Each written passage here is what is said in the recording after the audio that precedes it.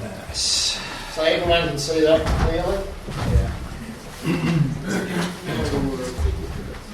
Right, just a bit. I'm going to be talking about this. And then we've got about 6 of these type of photos that we've worked on, and we've put all these marks on them so you can easily read what's going on. Myself, I've been flying the Port Hills here about 34 years now, so hopefully I know a thing or two about what's actually going on these days. Let's see. Right. So these particular sites here, as we can see, we've got the gondola here, which is the main talk about tonight. It's just for the low airtime pilots or intermediate pilots who don't quite understand what's going on in the gondola, and we're trying to help that aspect to understand it just a little bit better when you get to that progress of flying up with the gondola. Now, these photos are not what I've mocked up. I'll be putting them on WhatsApp, so you can grab them off WhatsApp if you want to study them a little bit better. So that's not an issue. Now, there's the gondola here. These other sites here, this is John Britain. Is everyone familiar with John Britain? Now, this particular site, these are alternative sites you can fly instead of flying at the gondola, okay?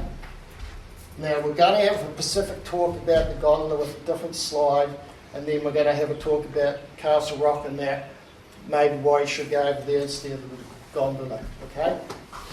So we've got John Britain here. This is a light thermal site, this one here. Light wind, light thermals, or a light westerly. Now this is another site you can wander over to if you want to take off from there.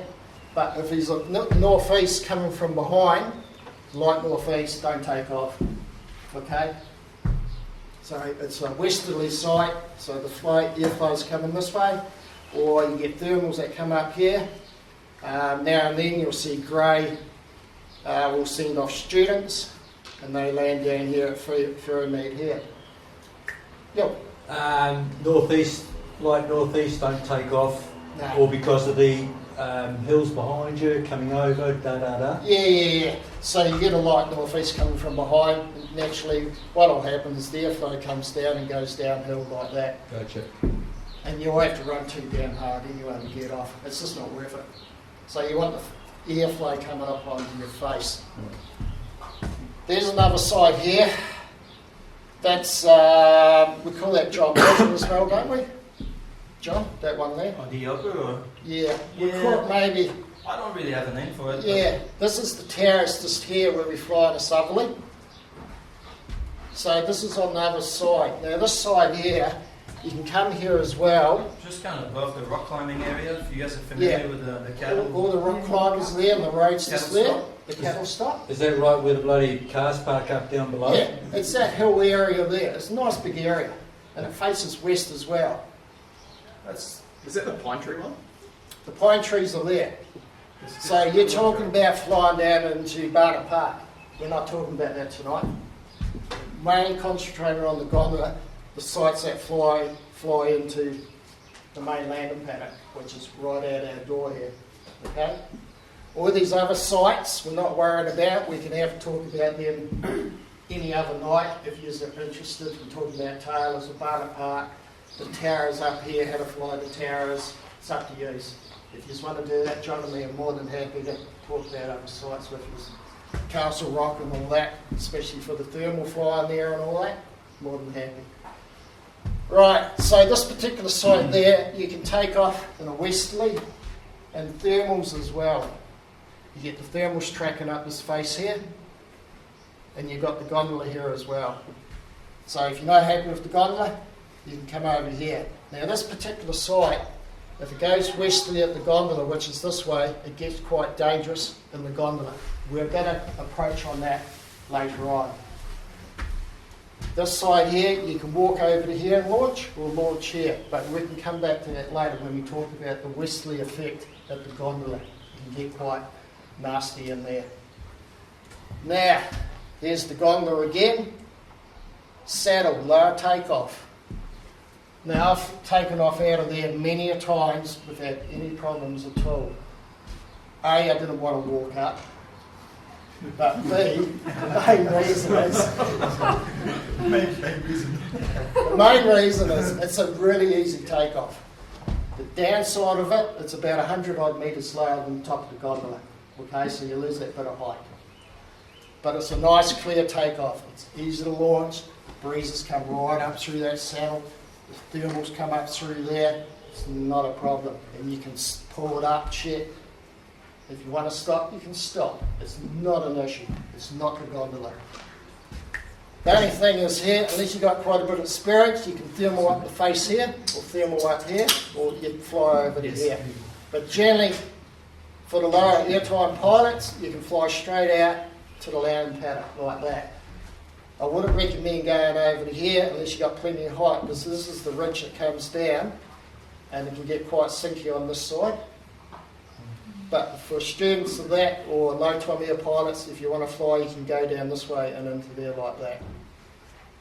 From there, sorry, down to there. Right, now the gondola. One question. Yeah. Is that a top landing site, the saddle? You can tuck land in there if you want, but be aware it can be tricky.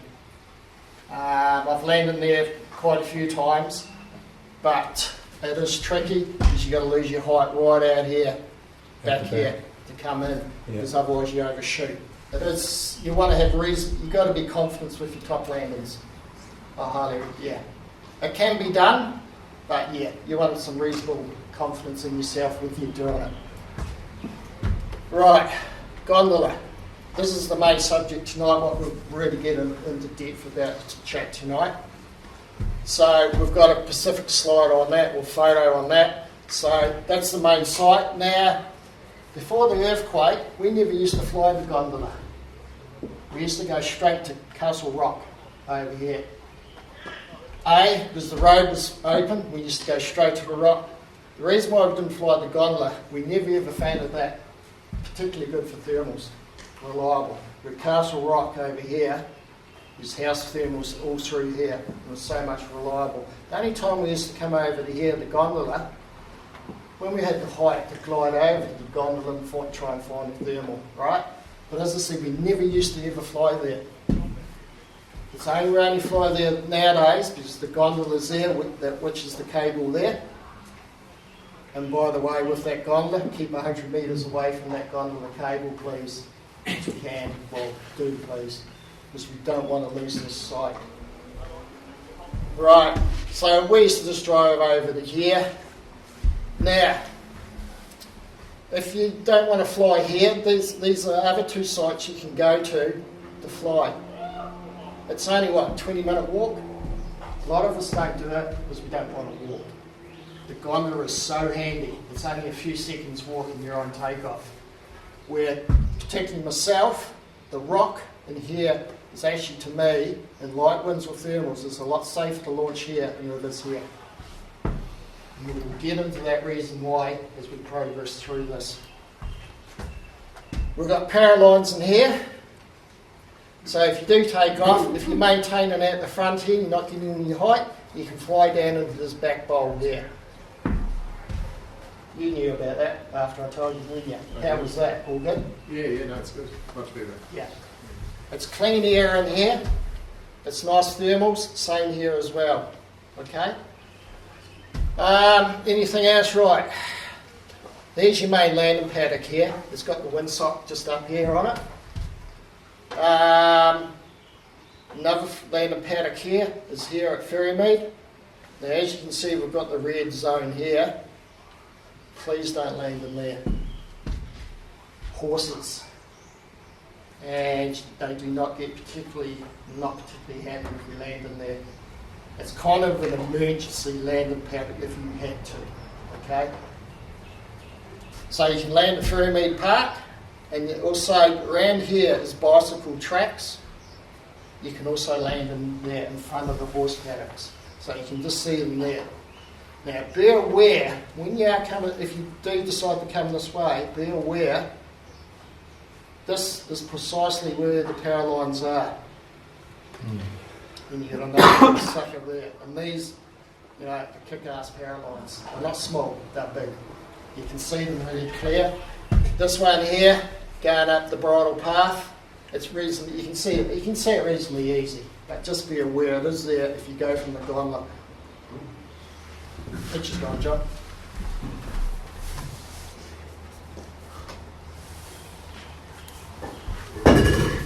Right, so you've got Castle Rock here, and we're going to talk more about these sites further on in the talk. So I'll show you where you can launch from there with confidence, and it's a lot safer. Things to watch out for on these well, especially this side here. And then we're also going to talk about if the northeast comes in, what to do. We're going to talk about that later on. Now, any questions about this? Everyone happy? All good? Steve? Just a question about the lower takeoff and saddle. Specifically, where is that? Is it kind of below the road? You know where all the cars park? Yeah. You can't go any further? Yeah. That grass strip just in there.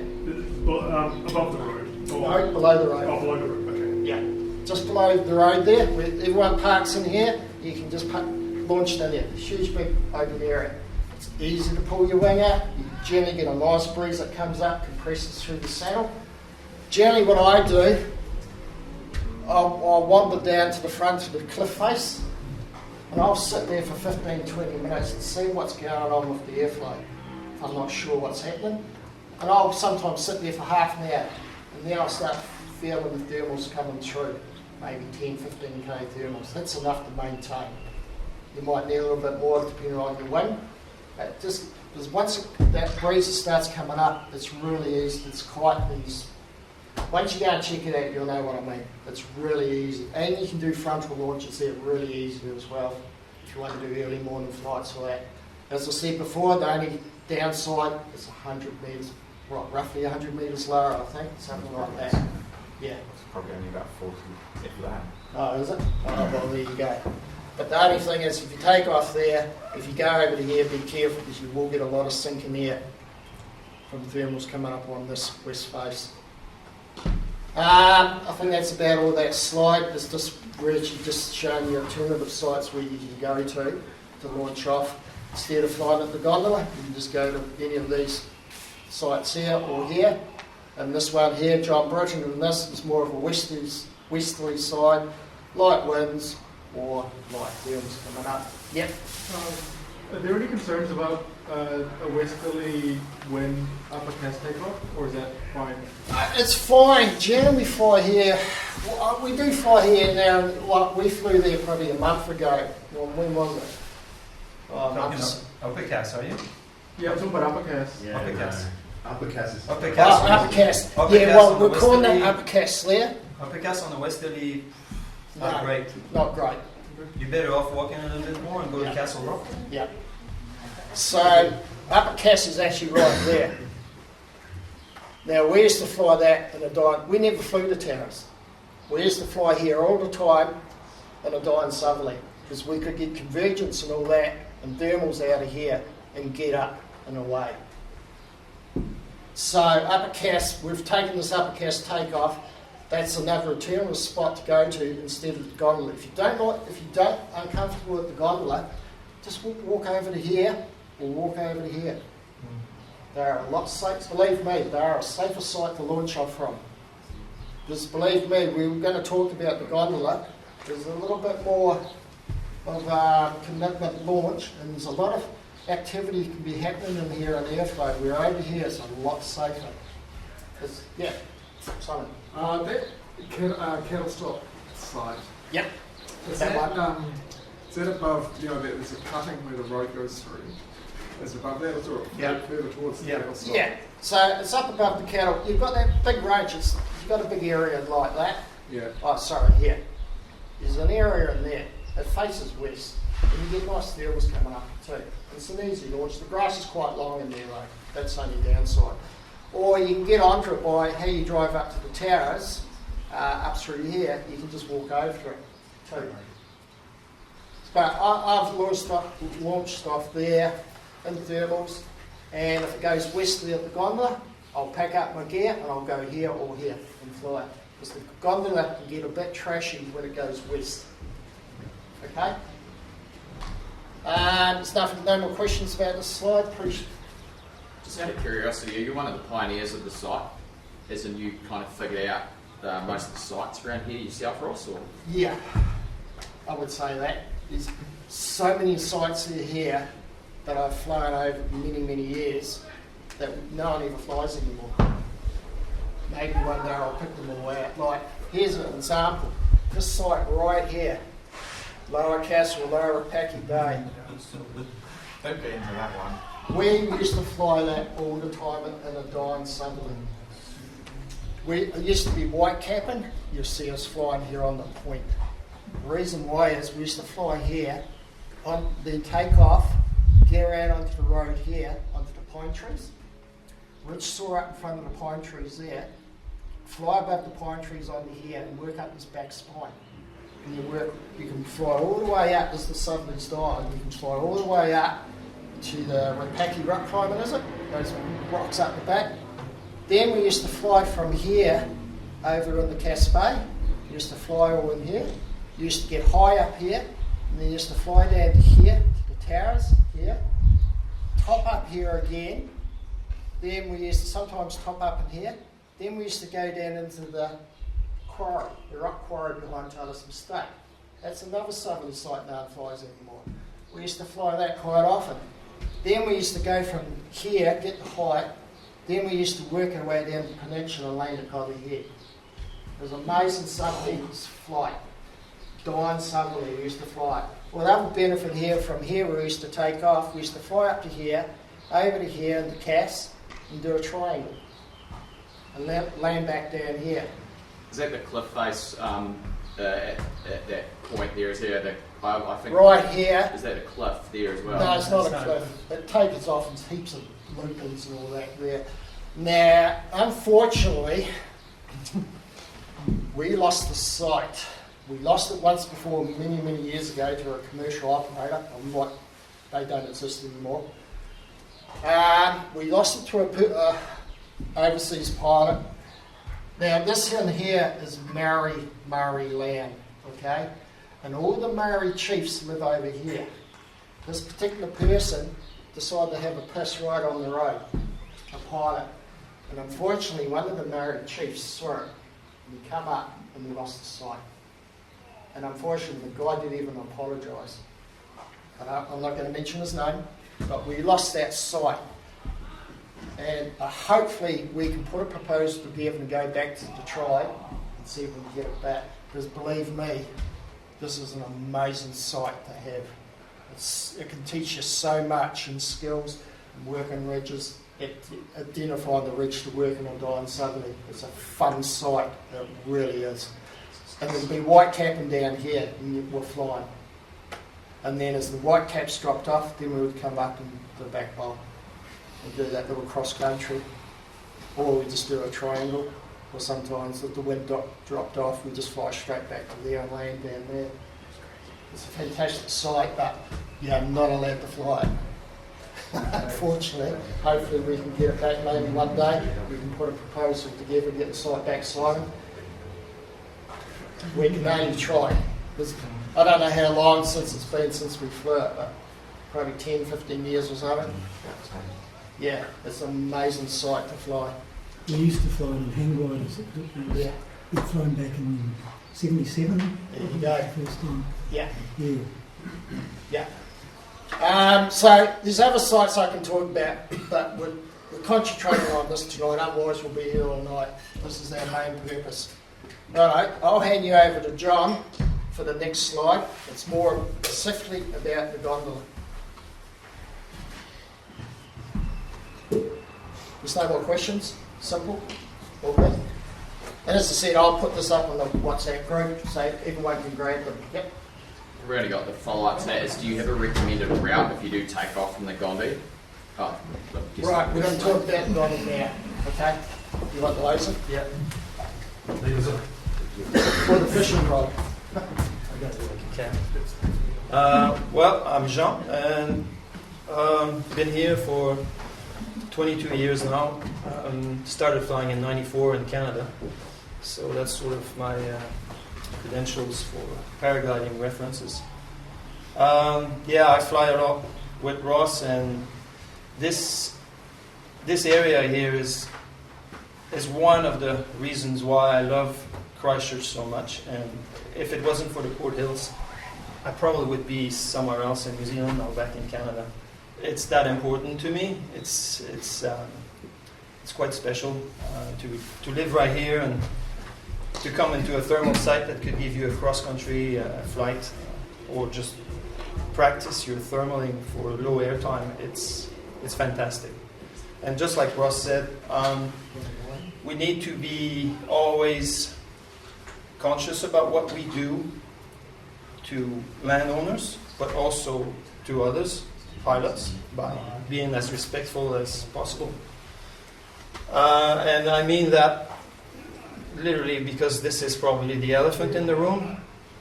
We need to be very careful with this. I used to be a site officer here a few years back, and when the phone rang about problem with this, I was just always very disappointed, and obviously you apologize as much as possible. But that 100-meter,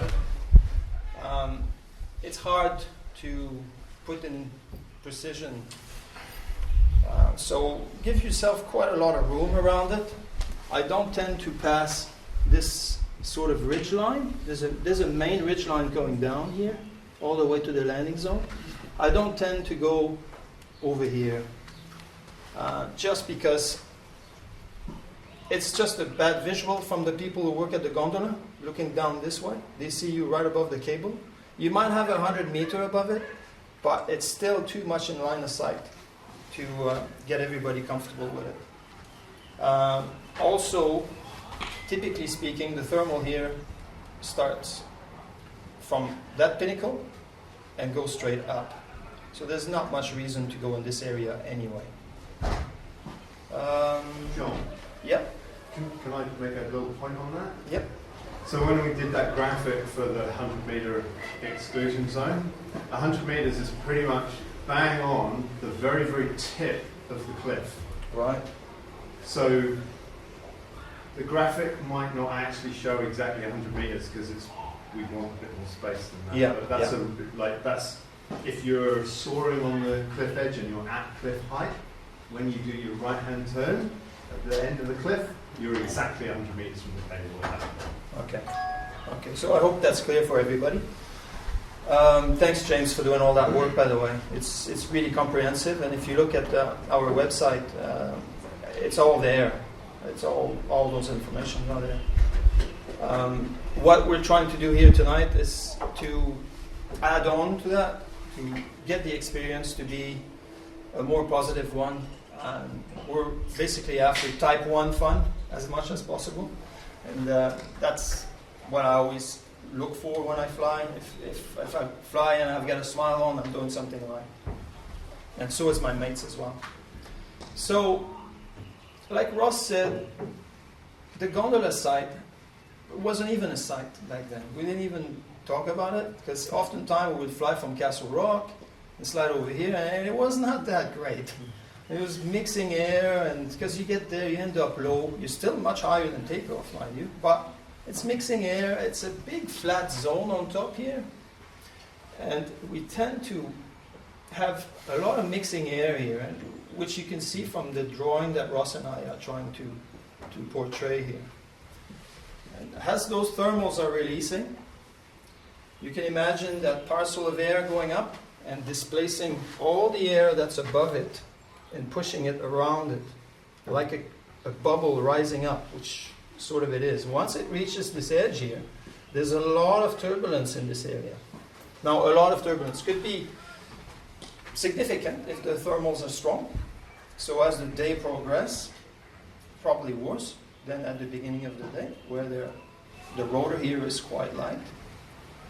And therefore, when we go to this site nowadays, we need to meet quite a few criteria. One of them is we want to be there as early as possible, just because of what I've explained for the strength of the thermal getting stronger and stronger, which will make the takeoff harder and harder.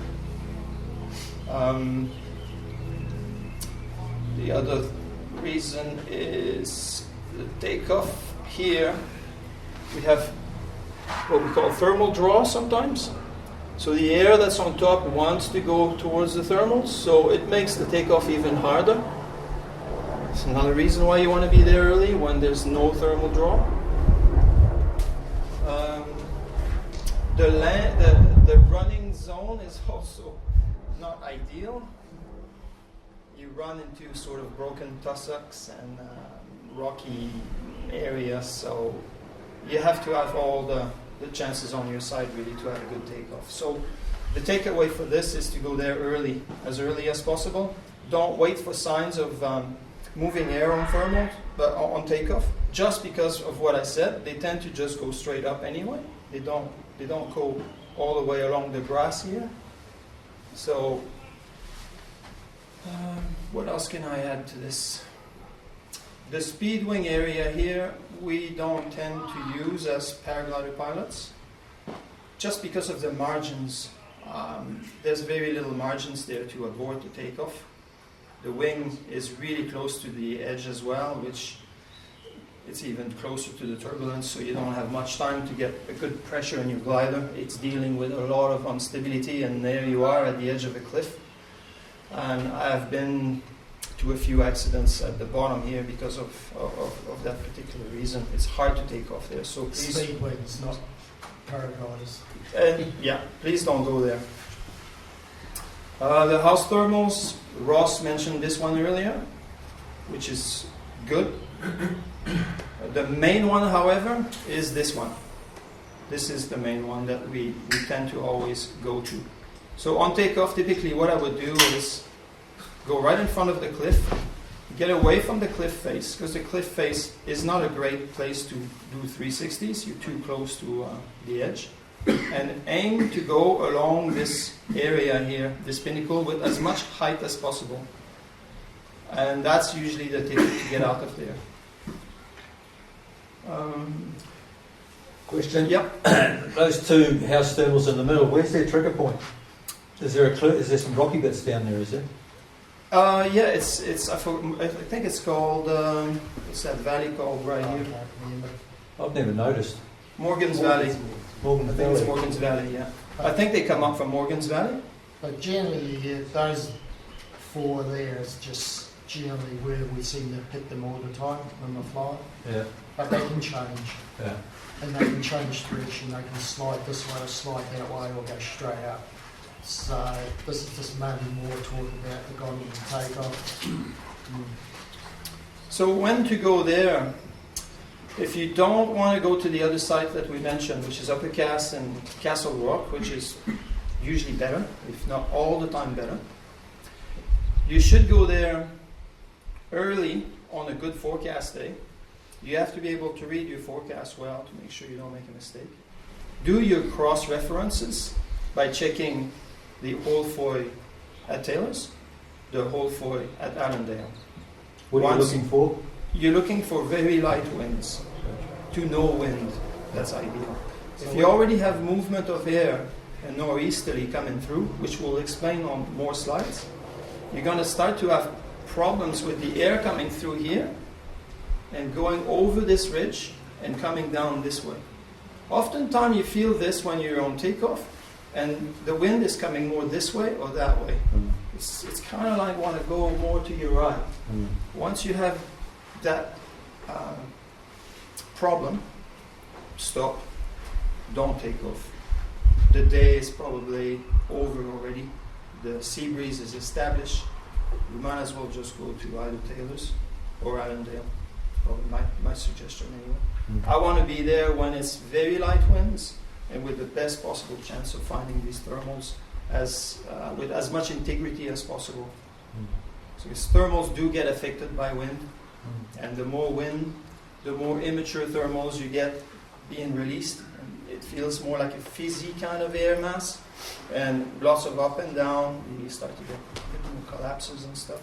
But it's not really something you can't practice to be better at, unless you want to be better at your wind control. Not freaking out. Yeah. And so would you say light winds between the north and the west? Yeah, so we come across this quite a bit when people describe air movement as wind. Like you have air movement sometimes that you could say is wind, but it's not really wind. If the thermal comes through one way, you can feel it as wind, but it's not wind. Wind is something that's well established, that you saw on the forecast, that is confirmed by whole Foy. You can check the stability of that wind. If the wind increases, how stable it is. What's the difference between the minimum and the maximum of the gusts?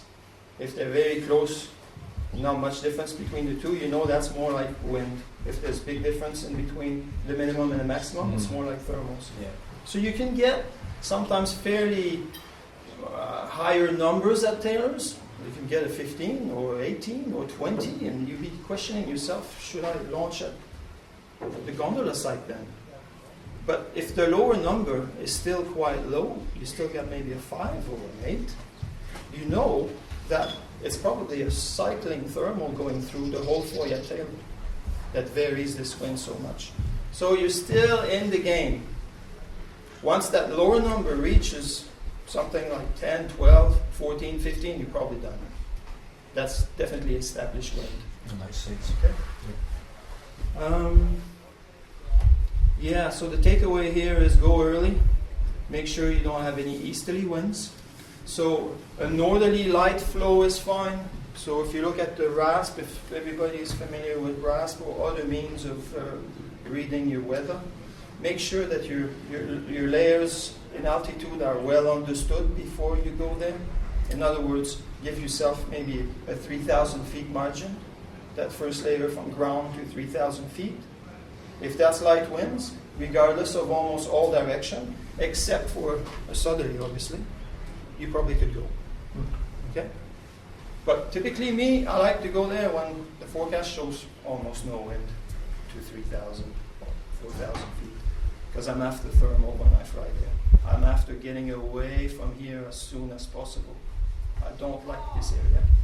I want to be high up and go towards Castle Rock. Or if I'm high enough there, I try to stay high as long as possible. I don't want to go back down and find out, is the sea breeze established already? Now those signs you will see on other slides, what to look for. When the northeast comes in, there's definitely some signs in the valley as you fly. You can look at the little ponds where Ferry Mead Park is. There's these little ponds. I don't know if you guys ever noticed that. You can see them when they start to have a little bit of wind on them. You might want to question how much wind there is. There's one person here who also made Zephyr's app. And the Zephyr app is very good to fly with. If you can have that on, you basically have a total picture of what's happening. Now, I'm not sure what the refresh rate is on it. It's 10 minutes. Is it 10 minutes? Yeah. I'm not the guy who made it. 10 minutes, you know, it's better than nothing. You can see trends on it. The other thing I just looked at the other day, Kyle's was the RASP on it as well, Master. Yes. So you Yeah. literally got all the information. Yes, I love that on it. Yeah. You can also click on another page which pushes all the winds all together, all side by sides. That's great too. So maybe it's more of a modern era now that we push the edges a little bit more. We're seeking more and more information. And those are tools. They're not necessarily the only tools that I would put all my chips in, but I use them. Question? Yeah. Scenario, you're up there, you're hooked in, you're high, but there's a northeasterly sea breeze coming in, it's getting stronger. Yeah. What do you do? We're going to talk about that in Yeah. another slide. Hey? We're going to talk about that in another photo. Oh, good. And what All to right. do. All right. Any questions for this one? So main takeoff, yeah, it's there. It's okay.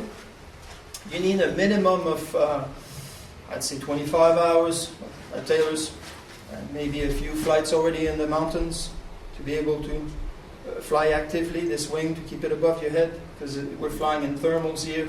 And it could be a rude awakening sometimes, because here it could be dead calm.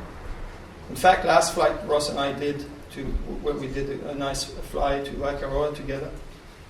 It was completely overcast. It was zero wind. And we were like, well, is it on? Is it not on? We're not sure, but I mean, we can't do anything else. It's not going to get better. So Ross went, and as soon as he got to the front area here, he went straight up. So it was a day where typically you don't have any information on takeoff. It's all out there and you just wait. Are you going to touch on the Akaroa route at all, John? If you just want later on. If you want, maybe we'll touch a little bit on that. The nice thing with the Castle Rock site and the Upper Cass is there you have a lot more accurate information.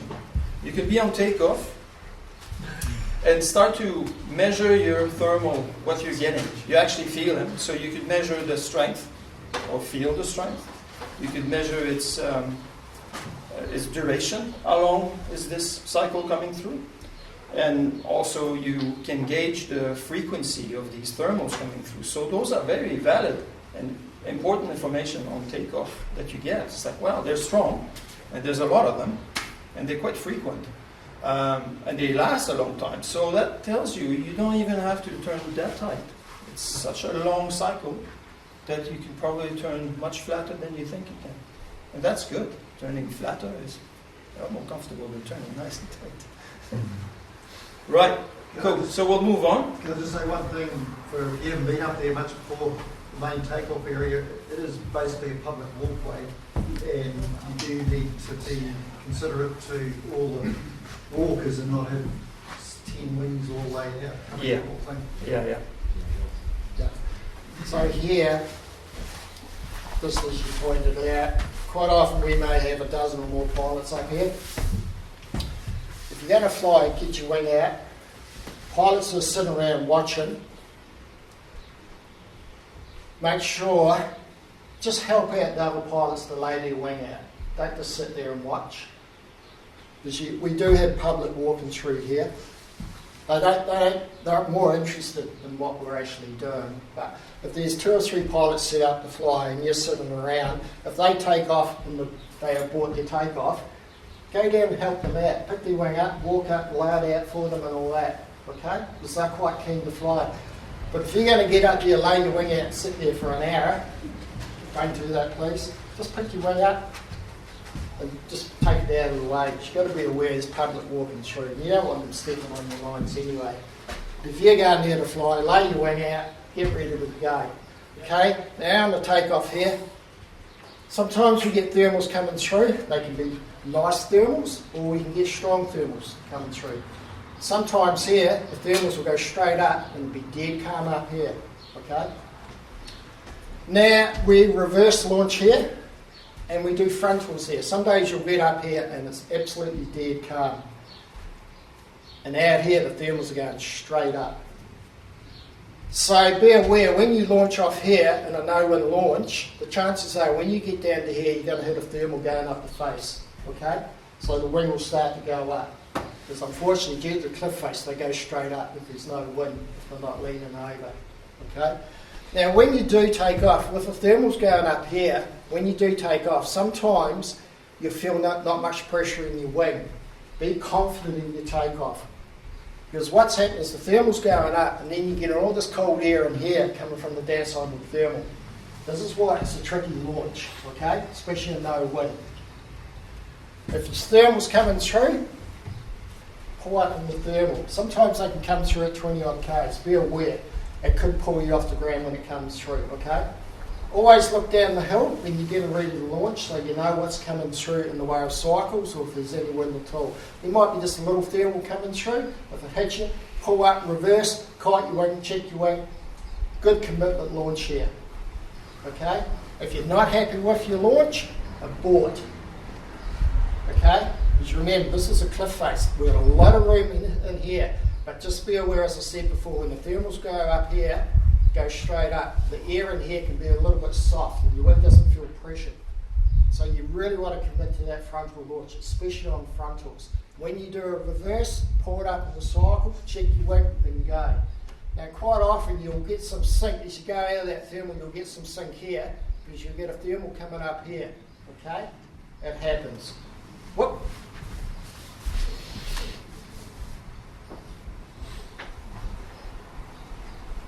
So the thermals come up here. So as I said before, if you're sitting around, people are trying to launch and they have to report their takeoff, just help them out, pick up their weed, mark back out for them and all that.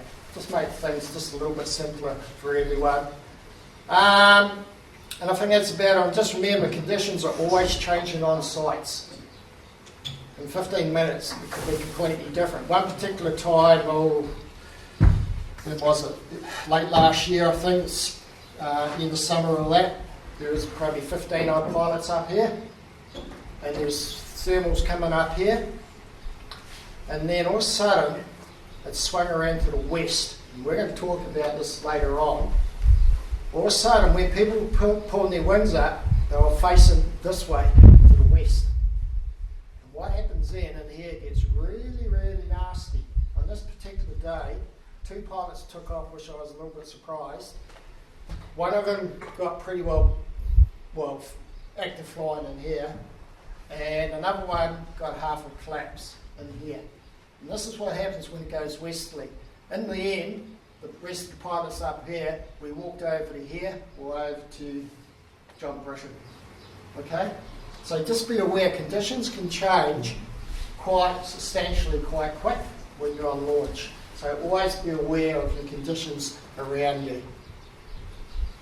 Just go next one, John. Should we go to the next one? Yeah? Just a comment on that. I think it's interesting that at Taylor's Estate we tend to have pilot-induced error for our incidents. So people turn into the hill or do whatever. But the incidents that we have here are generally conditions related. We've had people hit the ground quite hard at that takeoff. Yeah. So like the main thing here is to be really careful about the conditions and make sure you're capable of flying.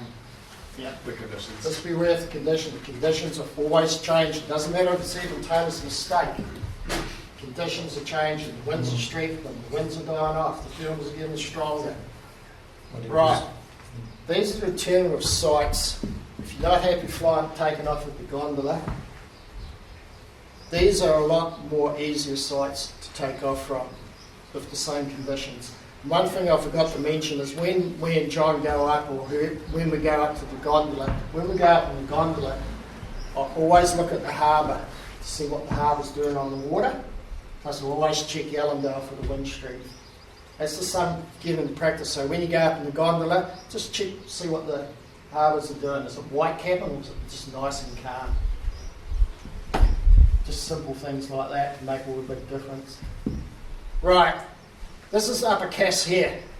We used to park here and we used to fly here in the southerly. And this is the big bowl. We used to fly and around here too. That used to what I used to fly in the southerly. Or many of us pilots used to fly. It was a lot of fun. As I said, we never used to fly to towers. But nowadays you've got to walk there if you want to fly in the guy in southerly. Right. This is the takeoff area. Now here's Upper Cass. Here's Castle Rock. So we'll talk briefly about this first. So this is a big area. There's your bridle path there. This is a big area. The northeast, light northeast, if there is a light northeast, it comes up here quite nicely. It's not an issue. Thermals drift up here nicely. You get nice, you can fly in here, no worries. You can actually really nice flying in there. You get light thermals and all that. Because you're further away from the easterly side. Now, over here is where we used to fly all the time. This particular dot there is we used to park here, we used to walk up here on this flat bit up there and we used to just launch off here. If you launch here, you're waiting for the thermals to come up to launch into. Wait 15, 20 minutes, read the air. See what's going on with the airflow. We used to launch there, pull up in the thermal. The only tricky thing about this particular spot is about a 2 metre drop there to the road. So if you pull your wing up and it's not pressurised properly, as we all know, the wing wants to accelerate when it fully pressurises up and you'll hit the road below it. Because it's about, I think, 2 metre drop, something like that, 2 metres, something like that around there. So make sure your wings feels good pressure, feels solid, then go. If you're not happy with that, you can come up to here. This is the upper launch. Now, I haven't been up there for many years, but John was saying it's getting a little bit overgrown. I don't know if any of you have been up there lately, how strong, how high the grass is or not. It's still fine. Yeah, it's still fine, but yeah, you got to make sure your lines are clear. Take your time to make sure that everything is laid on top of your obstacles, rocks and tussocks. It's still okay, but it would be nice to put a little bit more effort in trying to clean it. Yeah. Before we used to launch there all the time, either here or here, all the time. We used to get the house thermal coming up here. We used to take off, work it, thermal out, or we used to come down here to the house thermal here, bang, up we go. Okay? Up here, just be aware, you are a bit closer to the top. So make sure you've got good control of your wing, because you don't want to be pulled off the ground in a strong thermal and ripped up over the back and lose control, okay? That's where this one here is a little bit safer. So if it was really light thermals, really light conditions, I'd go up to here. If it's a bit stronger, go here. But if you do launch here, make sure you've got that wing under control and it feels really pressured. 2 or 3 steps you're flying. Because if it's not, you're going to come down, because as you know, if you run off and you haven't got it pressurised properly, the weight comes when you head off, all that weight goes in the wing and it dies, because it wants to pick up its airspeed, and bang, you'll hit the road. That is quite a steep site too. It is quite steep, but it's easy enough to launch. You just wait for the cycle, okay? And you get a light northeast through here, and we used to fly in here all the time. Ridge saw in a light. If it wasn't on tailors, I used to quite often go here and just fly in here in a light northeast. Or I used to sneak over here and fly this back basin in here, because it compressed more in here. If this wasn't on here, I used to come over here, because it channels up there, up through here into here, until tailors come on. That's another site that now flies in the north. Now, this side here is the west side. It's quick and simple. The reason we used to love going here was it was quick and simple to change sides. Because quite often, if the sun got onto this side here, this side's baking, and the thermals would start coming off up here. So what we would do is pick our wing up, whack it down there, or put it down up there. Wait for a cycle, bang, off out here. There's generally a house thermal right here on the saddle, and boom, up you go. Or you just work it around down here. But when you do that, be aware, the northeast is picking up, and behind here gets rotor, okay? But this is easy to launch off on the west side. Light westerly, but we generally just used to launch there on thermals. So if the sun was over here, this side would start to generate more lift, more thermals would start coming up here. We would just fly in there. Easy launch, no worries. And you can fly all around this bowl here.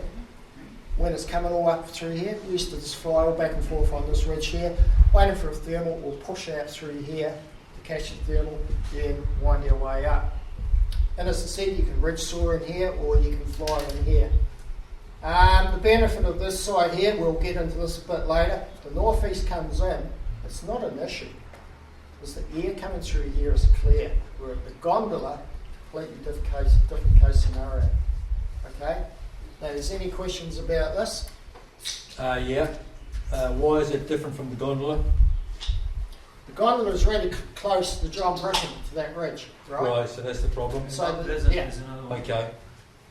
The wind comes over the back. Comes over the back. Basically a northerly to northwest side. Yeah. So as soon as you get an easterly, you have a problem now. We're going to talk about You it. end up in the lee right away, so it's not a good place. Yeah. Here, there's no lee. You can avoid the lee, because as the wind comes through here, it comes up this face. Well, so it's like a safety net. It's a fail-safe even. So you go there when it's light winds and work with thermals. Yeah. Because there's thermals, it's likely going to go northeast because it needs to be replaced. All the air that rises needs to be replaced by something. It's the northeast. And brings out Or the northeast, sea yeah. breeze. Yeah. And now you're in here and it's like, well, the base is starting to drop and the wind is starting to pick up. You notice your forward speed is dropping. It's an easterly coming in. Yep. So your thermal hunting is not as good anymore, but you still have the chance to ridge soar this for a bit. Although, in saying that, keep an eye out because it can increase a lot, especially in the summertime. It could blow out. Yeah. And you're stuck now with an easterly that's blow out in very high mountains. Well, high hills anyway. We've got a slide where you can actually land if this does happen, safely land. But we'll get on to that next. Just one other thing, quickly. The west side is fine. It's great to fly on, especially in the winter time. But you have to watch here. If you get too low into this little valley, I think it's called Oratani, you won't be able to go around the ridge to go back to the landing zone. Okay, so yes, fly there. It's great. Find thermals. Have a great time. Top land even. It's not bad. But if you do get a lot of sink here and it's not working out, follow the ridge line here. Make sure you give yourself as much chance as possible. Lots of horses there too. Oh, at the bottom. Did I ever see horses there? Oh, way down, Duncan Park here. Yeah, Duncan Park here. What's the plan B for landing if you have to go down? We're going to talk about that. We're going to work our way through as the conditions are changing. And just be aware, same case scenario, conditions do change. So keep an eye on what's happening, especially with the sea breeze. Some days it doesn't really push in at all. It's brilliant. Any more questions? Anton. Question. You're saying that's a light northeast direction or thermals on Yeah, that northeast particular is going face this there? way. That face looks pretty much the same bloody direction as that But westerly it's face. further away from the ridge over here. It's clean air. We're going to talk about that on the next slide. So one comment before we move on. Yep. I use those 3 takeoffs on the left quite a lot. One of my favourite things to do is go for a run up the pipeline with a single skin, and I'm very comfortable flying in that region on a single skin in light conditions. Whenever I have gone over towards the gondola on the single skin, I've thought, look, I've got the wrong equipment for this. I'm out of here, I'm going back to here. This area is, it's almost a rule, it's much more comfortable than the gondola area is. Yeah, it's definitely a good place. Just got to remember the Is there gondola. a chance of catching thermals from that side? Oh, yeah. Yeah, it's east, Oh, so again, you get already the sun. The sun's on. It's on from first thing in the morning. So this phase here is active before you get anything going on. Are you guys going to talk about the actual like The location gondola. of the thermals relative to the, because you've got the house thermals be yes, but the position of those the other day was much further back. Yeah, they will bend. They will go a They were little like bit left and right. You were looking down at the top of the ridge, or almost like felt like you're almost into the lee in terms of a vertical With the position. thermals, they'll come up. They generally come up on like this, on an angle like this. But once they get up higher, depending on the sea breeze, if it's a light sea breeze, they'll start drifting this way. Yeah. Because I was looking down at that where you used to fly the southerly and going, why am I here? There's a drift of the thermal. And that's Thermal- okay, that's safe. That's though. fine. But if you're catching a thermal, we're getting a little bit off. Depends how low you are, how much is- Look, if you're catching it, we're getting a little bit off topic here because we're talking about Yeah, I gondola. mean, thermal tracking, Thermal there's a tracking- lot in there. That's a whole different story, but I'll just quickly go over it. Thermal comes up here. Make sure when you follow it, do not follow it close over the edge. Because if you fly at the back of that thermal, Yeah. you're lee side. And trying to get back here, you're on the compression zone. All of a sudden, you go from here down and behind lee side. So never ever follow a thermal close over top of a ridge. If need be, just push back out here, catch it again, get high.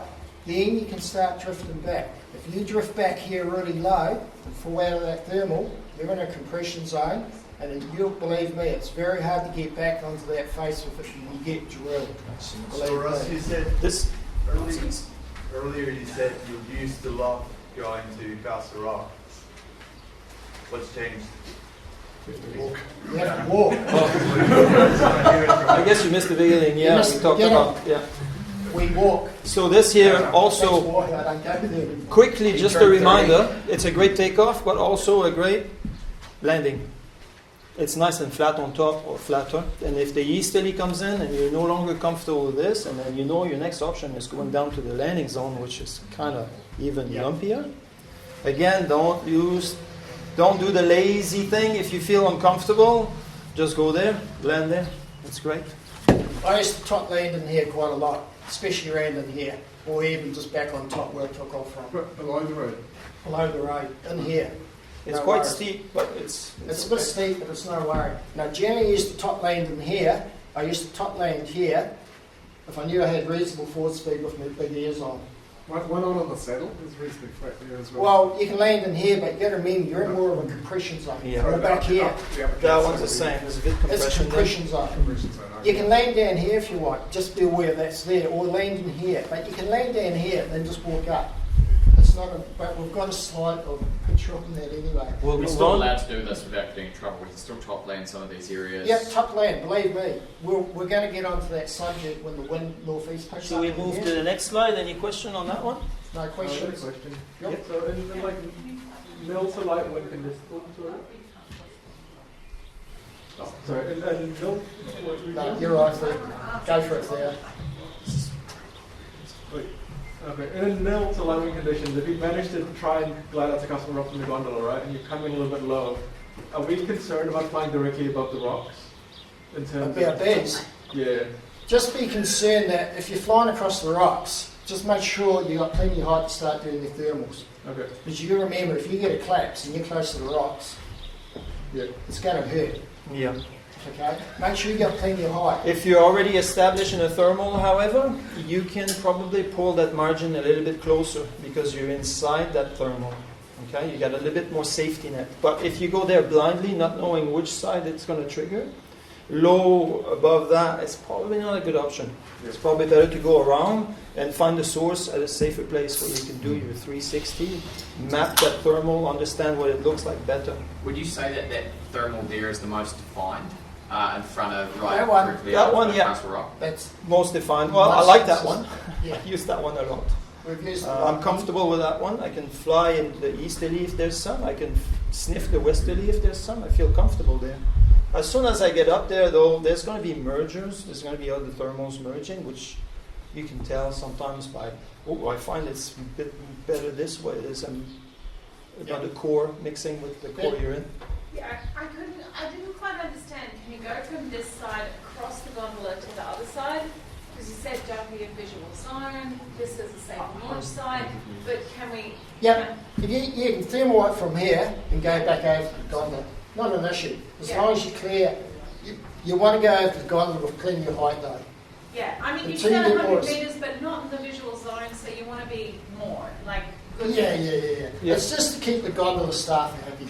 Yeah, Because they're looking out the window. We may be 100 metres above the gondola cable, but they're looking straight out. Oh shit, they're really close. So, make it 200 metres. Because sometimes at the gondola, the thermals will drift as you across the cable. But yeah. So use your best judgment. What I do usually is I fly out, I check my first thermal off the gondola. If they work, great. If they don't, then I tend to fly straight to this area here, this low area. So I avoid all the cable altogether. But if I do get up slightly over the gondola building, for example, then I know I'm clear. Then I can go around this whole bowl here, if I choose to. If you do go around this way, just be aware sometimes thermals will come up here. Make sure you got plenty of height in here before you push out on here, then try and get height here. Because you can get them drifting up here. And as you're flying towards the saddle here, you'll start to sink. That's indicating that you're getting thermals coming up on the west face, especially if the sun's on this side. And sometimes I usually get high as I can random here, then slip onto here, or I'll come down here. Or you can get, if you get, as I said before, if you're at the gondola and you're red soaring and you're not catching anything, you can fly over into here, and it compresses in there. So you get a bit more airflow in there, and you get thermals coming up in here too. And then you can work your way. Or you can fly straight over here, but There's another power line here somewhere, so be aware of that one. power line there, as we on that first slide I showed you, the first video.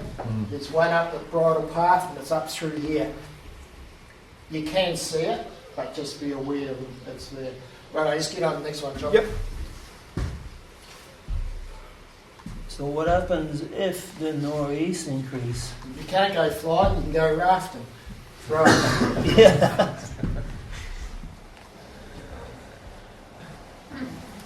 Now, It's Poopy Car edition. Now here's a detail of the northeasterly coming in, increasing northeast wind. Okay, we've tried to set out what generally we find that happens. Leave to you, John. Oh, you go ahead. Let's go together on this. Okay. Well, you can start. Well, it's, the picture is worth 1,000 words here, so you guys could probably look at it and digest it as I talk. But yeah, the easterly, it's as much our friend as it is sometimes a foe, and you have to understand what it does to find a safer place to fly. If you've decided to take off at the gondola when all the signs are there and it's already a bit strong, well, you're going to have a rough time in this mixing zone area.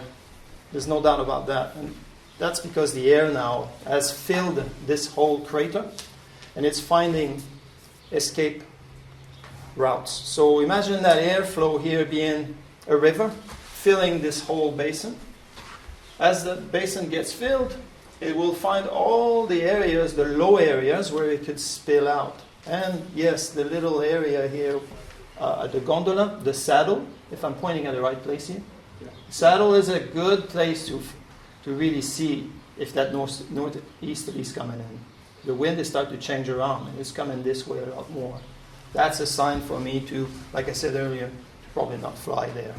I will walk to this area and launch there instead, or I would call it a day, because I was maybe after more thermaling that day, and if the easterly is on, it's probably not going to be good thermaling. If that gets really strong, I will probably escape to these areas, because that air going out and over, so going out the bowl and over this mixing area, eventually reshapes itself as it finds the hill and gets a lot more laminar flow on this slope, because you're facing it it's a much cleaner aspect to the wind, and therefore it's a much nicer place to fly. Obviously be careful of the back side of it. Don't fall on the back, don't go on the westerly when the east is obviously established. If it gets really strong there, and you can see the windsock at the landing zone, this one here, is no longer pointing its classic direction, which is towards the sea and Mitre 10 area. It starts to go even more east that way. It's picking up that air going over Mount Pleasant and the saddle. So you might want to consider avoiding this one. Okay? And we had a few cases, and it's happened to me, it's happened to a lot of pilots, thinking, I think I'm still okay, I'm going to go land there. And you kind of regret it. It's too late. I left it too long. Now I got to deal with the consequences, and it's not pretty. This is landing. It's not that big either. We have to remember that it's also cut onto a slope. So as you come in for landing, your approach is quite high before you can actually get inside the landing zone. So if it gets windier, it gets trickier and more turbulent. There's an alternative. If I get really high here and I still have forward speed, I might want to consider landing here in Littleton. We used to have issues there. This was all shut, but correct me if I'm wrong. I think we're back allowed to land there. Okay. So this way you'd be facing a clean east flow. You can push forward here. As soon as the air gets calmer, you could use a bit of bar if you need to and use that as landing. Don't come from behind. Try to go up front of it and lose your altitude and nail that one. There's other zones as well. These ones, they're landable. This is when flying tailors is such a good instructor, tailors. I look at it like a gym. You go to tailors, you fine-tune your skills there as much as possible for days like this, where you can safely do side slope landing because you've practiced them at tailors. Obviously, the closer to the rim, the faster things get. So maybe a little bit halfway on that slope here, you're away from the mixing air zone, but you're in a clean airflow. You can land there. There's a nice trail here. And you could get back to your car at the gondola. Anything else? So when you decide to go to this one, make sure you're really high, okay? Say that again. If you're going to land in here, you want to fly across the Port Hills, make sure you've got plenty of height. Yeah. And as John said before, lose your height out the front. don't lose it behind, because all of a sudden, if you've noticed that your ground speed's not there, if you're up front, it's easy to go back to it and try to, if you lose your height back here, you may not get to it. If you understand what I'm trying to say there on that landing. So if the wind's quite strong, northeast is coming down, lose it there. But remember, only go there when you've got plenty of height. Some days in there, this valley can lift off because you get the cold air coming in. This cold air will come in and down here. These green lines are the easterly. That same easterly is now coming back this way. Here. This will trigger off the whole valley. All of a sudden, all that warm air will just freaking go off. It will just release from that cold air coming into the valley. This is what happened, when was it, a couple of weeks ago, I think it was? The northeast come in, and then all that cold air comes in, pushes off all that, and the whole valley just releases. And then all of a sudden you're way up here flying around. Was that Akaroa job you did? No, it's complete okay. What speeds did you guys approximately draw the, northeast increase? Yeah, we didn't. Sort of speed range is this? Yeah, good question. We didn't put any actual indication of speed. Go remember, if it's 5 k's on that northeast, it's not going to be really affecting it. I reckon probably around 15 k's. We'll start affecting this anything upwards. Okay? 15 k's on the whole 5 tailors. Yeah, yeah, something like to that. Be kind of like wondering if you should launch it. And just remember, sometimes you can go up to the Gondola, it could be light winds all down here, light winds at Taras, and you get up here and there's a strong northeast. Okay? Sometimes you'll get a northeast which is just above the summit or just below the summit, where Taras and that could be dead calm or really light winds. But sometimes you'll get a higher northeasterly that will hit that. But you'll know, if you go up to the Gondola, you'll know it. There's this consistent, steady breeze from the northeast, and it could be coming over the back and all that. Okay? So these are conditions that you basically don't recommend flying in, though, at least you've got some... No. Well, this can happen when you're flying. The northeast can push in, okay? So we recommend that your side hill, look, down here can be like a washing machine. And a couple of weeks ago this happened. Did you ever find something that you could call a reliable convergence zone between the easterly and the easterly? I know the landing zone is a convergence zone because it's shit there, but it's not the convergence we want to use. Yeah, but I'm not in really the valley, further in the valley, sometimes it feels that that's what's happening. Out here, you just go up and up and up and up. I think it has happened to Gray one time doing a tandem as well. Yeah, and he got so high in that convergence that. I find sometimes on the nose of the Plaza Rock pushing forward towards Ferrymead, but then it's a long glide and then you're definitely headwind. Yeah. The second half of the glide. So when that northeast comes in, as I said, they start pushing in. It just releases all this warm air, and all of a sudden you might find it hard to come down. Okay. Don't land in here. When you come down on big ears or that, I know you want to land here because you know it, but believe me, you can get a little bit turbulent in here, especially when that sea breeze comes in. A little bit? Yeah, well, depends how far. It can get quite turbulent, a washing machine, okay? I would land on here. I've done it myself. I've landed on here. I've never had an issue just side hill landing on here. Land halfway down, pick your spot and land with your ears on.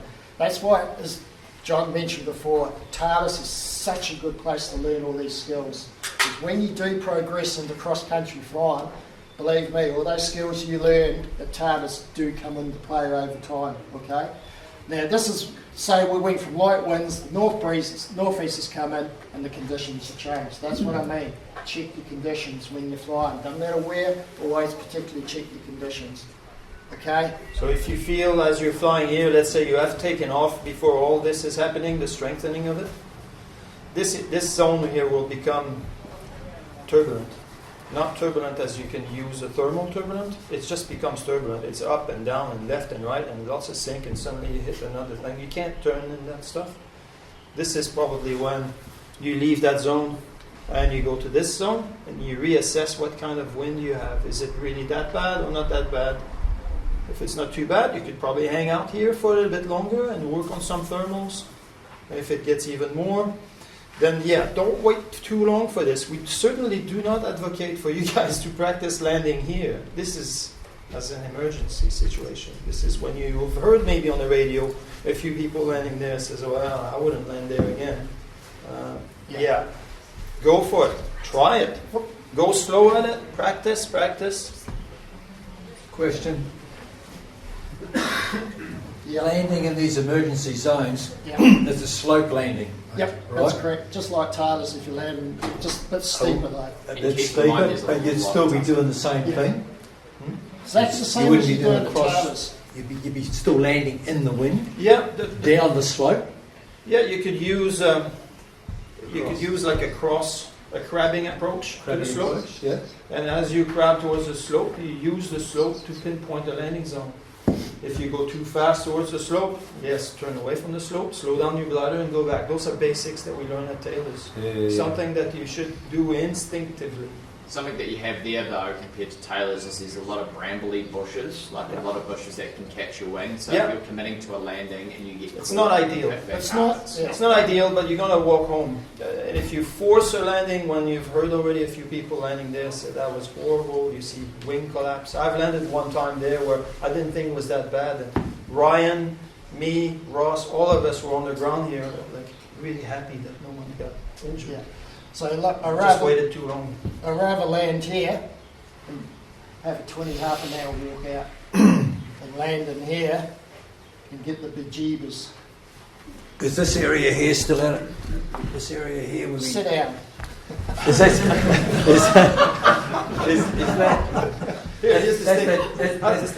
that takeoff area you talked about before in the light northeast and thermals? Could you land there? I wouldn't recommend it. You could, but I'd be checking your ground speed because you got to remember you're at the top of the ridge and you got a northeast coming in. I'll be checking your ground speed. If it's not very good, push that down here because the ridge is a lot lower. Yeah. So the airspeed's going to be a bit less. Up here, it's going to compress. There's a lot of air coming from the bottom of the bomb going over the ridge here. Okay. Okay. Sure. Yep. Any questions? Yeah. Yep. Could you just go over the things that you'd be looking at, thinking about, if you were suspecting that you might need to keep an eye on it? The hardest white sun, the white cap. Yeah, That's an obvious one. If you're up above here flying, keep an eye on the harbour. Now it does compress through here. Up here it doesn't compress as much. The reason why I know that, I used to windsurf a lot. Once we got up to here, we used to lose a lot of power. Yeah. Down here, it compresses. And as you know, if you've been at Allendale, you can actually see it coming down the harbour. And you can see it starting to white caps through here. Because it's getting squeezed together. As I mentioned earlier before, just think of this as like a river. Think of water flow coming through here from the northeast. What's it going to do? Northeast comes around here, then it spills down here. Okay? Yo. Do you guys use the jib factory much as a wind indicator? Good question. Out here, down here is the jib factory. It's got the jib factory, the smokestack. It's always pumping out white smoke. Okay? Keep an eye on that. The more it leans over, the sea breeze is picking up. So once it starts to get down like this, be aware the sea breeze is picking up. Okay? Adrian. Andre. I'll just add on that slope landing down the top. It's really inviting to land on the top because it's somewhat flat, but unfortunately it's also lifty. And as you're trying to land into wind, the slope kind of gets away on you. Are you talking about this ridge here? Yeah. It's a tricky little approach, and if you miss, you can be in a very windy side here. Just remember. So as John said before, you want to be on the slope, not on the ridge. Yeah, start from low. Down Start from low, and then see how much slope you need to land. Again, I emphasize, only if you're certain that that's not a good option. Don't land at the top because you got to remember airflow compresses the most at the top of a ridge. Land below it. Okay? Doesn't matter where you're flying, anywhere in the world, exactly the same thing. If you're flying into a valley and you know it's going to be compressed in there, land on the side of the hill if you can. Don't land in the frigging valley unless you specifically know it's light winds in that valley. Because you've got to remember Ventura affecting valleys gets quite strong. Land on the side of the hill. And that's why we say here, land down here or lower down, even lower down here if you have to. Not on the crest unless you specifically know you can land up there quite nicely because your ground speed's quite good. Okay?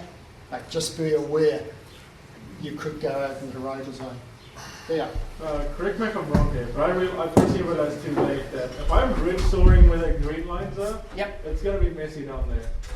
You can ridge soar here, no worries, Right. in the light northeast. We used to do it all the time. It's Okay. not an issue. It can be a bit messy for sure. There'll be a few thermals getting carried away with the wind. It's not going to be smooth like you probably have at Taylor's. Yeah, but you got It's an option. It's an option that your glider will probably be most of the time inflated because the airflow, it's got no choice to go up. Yeah. So the turbulence mixes now with a cleaner airflow and it becomes a lot more laminar. And laminar is quite good. Right. Because my sample size of one is, I realized I was ridge soaring, and then when I landed, it was not a good time. You can even ridge soar here if you want. Their face is more northeast. I've been in there flying above the pine trees, all down here. I think Theo's point is that if it's strong enough to ridge soar there, you're not going to be landing down the bottom. That's a good indication the sea breeze is picking up. You're soaring there easily and even here is a bit, I'd land there. Can we use any of these sites? Like, Oh, you can take off from there if you want to walk. but as in, can we use these sites without pissing anyone off? Yes. Yeah, good to go. So council then. So I don't know if you guys have been keeping tab on the scores, but so far Gondola's got 1 point. This has got probably 2 points, 3 points, and 4 points. So we're scoring much higher here. And unfortunately, the earthquake has made us Too a little lazy. bit lazy. And we go to the gondola. No, the gondola is not necessarily bad. It still scores some good points, but you just got to hit it at the right time, which is early and right conditions.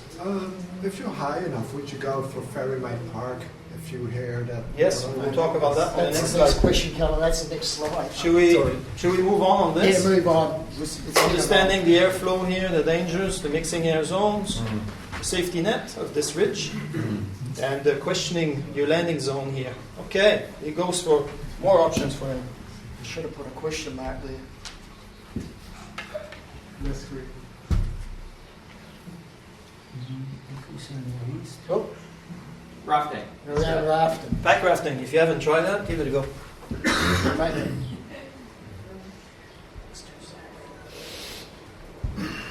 Right.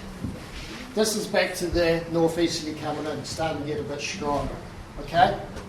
So these are our typical sites that we just talked about. I've put a red X. It's not a cross, it's an X there. Here's the Heritage Park here, the Ferrymead Park. The Everybody's cricket ground. familiar with that? Just down here. You can land there, not an issue, but just be aware that if the northeasterly's picking up, you got the riding tracks down here, the bicycle tracks or mountain bikes, and just be aware you are close to this hill though. Not pleasant becomes not unpleasant. Yeah, it can get a little bit rough. So if I had to land there, I'd land right at the very back of the park. Okay, if you land there. Now there's another one down here. Now the council about 2 or 3 months ago cut all the big pine trees down here. There's a few still there, but if you're super high and you're pushing out, there's no horses. I've been keeping an eye on these two particular paddocks for the last few months. As far as I know, no one's landed there. Okay, but it's an option because it's clean sea breeze coming around. It's clean air. Okay, now that's if you got super high. But just remember, there's the motorway here, so you can indicate where it is. There's a lot of horses in these paddocks, and there's also these big power lines right here. And then they go there, then they go like that. Okay? So you can push out to this one if need be. That's if you're super high. And then you can lose all your height out here. Remember, keep forward. If there's horses in there, push out to this one. But if you do for some reason have to land where the horses are, please start yelling out to the horses, okay? Make sure the horses are aware that you're up here and they'll look up at you and see what the hell's going on. Then they'll sit there and watch you, okay? With horses, it's better to give them indication, yell out, horsey, horsey, whatever you want. Okay? So the horses know I'll use it. they'll see you and they're not going to get spooked. There's nothing worse landing in the paddock next to horses and you spook them. If they're aware that you're coming in, the chances are they'll just... I've done it once before. I had to land down here in this corner here. I got drilled. So if you're very high and you're desperate, this is when it's dry in the mouth time. You're just like, wow, okay, it's just picked up massively suddenly, it's 30k at Taylor's. It's not good. You gotta find a way to keep that altitude as much as possible and go for the cleanest, biggest landing zone. And Ross and I have been looking at this valley. Fortunately, that's probably the best one so far, that you could land there, and if needs be, you apologize. It's a dire situation where your life was in danger. You land there. Second option, this one. And obviously, the ones we talked about earlier, they're still good. But you've been asleep at the wheel for a long time. You probably would have very little forward speed here. You'd start to feel a lot more turbulence because that's not cleaning anymore. It's mixing with that laminar flow. It's pretty dire. Yeah. In this particular area here, I'm not too sure. I think it's industrial land. Some may have more information about it in there. But the main problem there is you've got these big kick-ass power lines in here. And you've got the substation right there. Another big one coming through here. Yeah. There's another one coming through here, big one. I think it's a drive. You get that high. Do you ever go to Londoners first? Okay, go for it. Well, yeah, you could push out to even out to It's a good idea, but you could push out to the kite park where the estuary is, where they all kite their wings, the kites.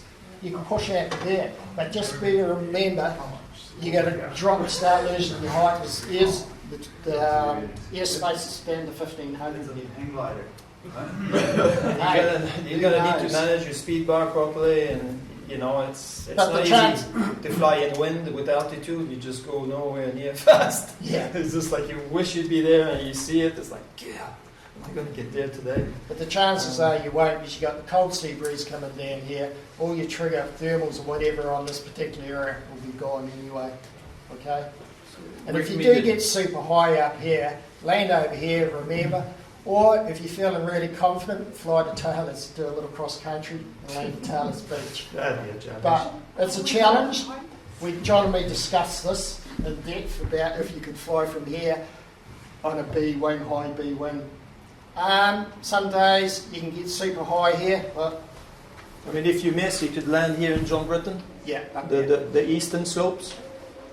Let's say you realize it's really windy above the gondola. That could be an option. So I could go around John Britton and land on the Barnett Park side, but on these slopes here, that's not too bad. How much does the approach angle change, John, on that emergency landing? Like, are you coming in a drastically different angle, or is it just if it's windy? How windy is it down there? And what would be your angle? Would you come in above the building? If it's windy, I would always use insurance of being in front of it. Always be up front. Here's a little bit different because you're up front, close to the hill, alright? Here, if it was me, if I was pushing out here, I'd push out to about here, lose my height here, but I'd be losing my height on my way to the landing pattern. Okay? Hopefully everybody understands that the wind flow is this way. The flow's coming this way and it's whipping around. And this whole mountain here has been venturing it. Yeah. That's why they windsurf here there. That shipwreck though, this is just like absolute last case there.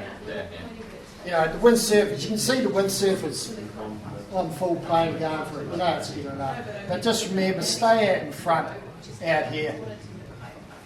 Lose your height there, lose your height here if you're going for a paddock.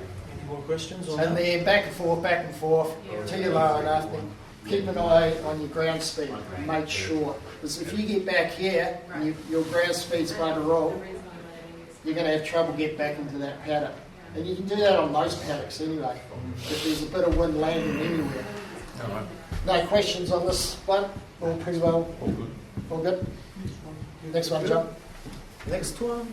Is there another one? I can't remember. Yeah, it is. It's probably not in the right order, but it'll do. We'll talk about westerly at Gondola. We should have put that a bit further up. That should have been number 4, I think. You go, John. Oh, yeah. Again, here we sort of see what's happening. This could be subtle. It's really subtle change. Because you can't always think, oh, is it a thermal coming this way? Is it a dust devil doing its thing? It's kind of tricky to be completely certain maybe that it's a westerly. But hey, you're still on the ground. Take your phone and have a look at Allendale. Fallondale's showing westerly. Well, it is. Probably is there as well.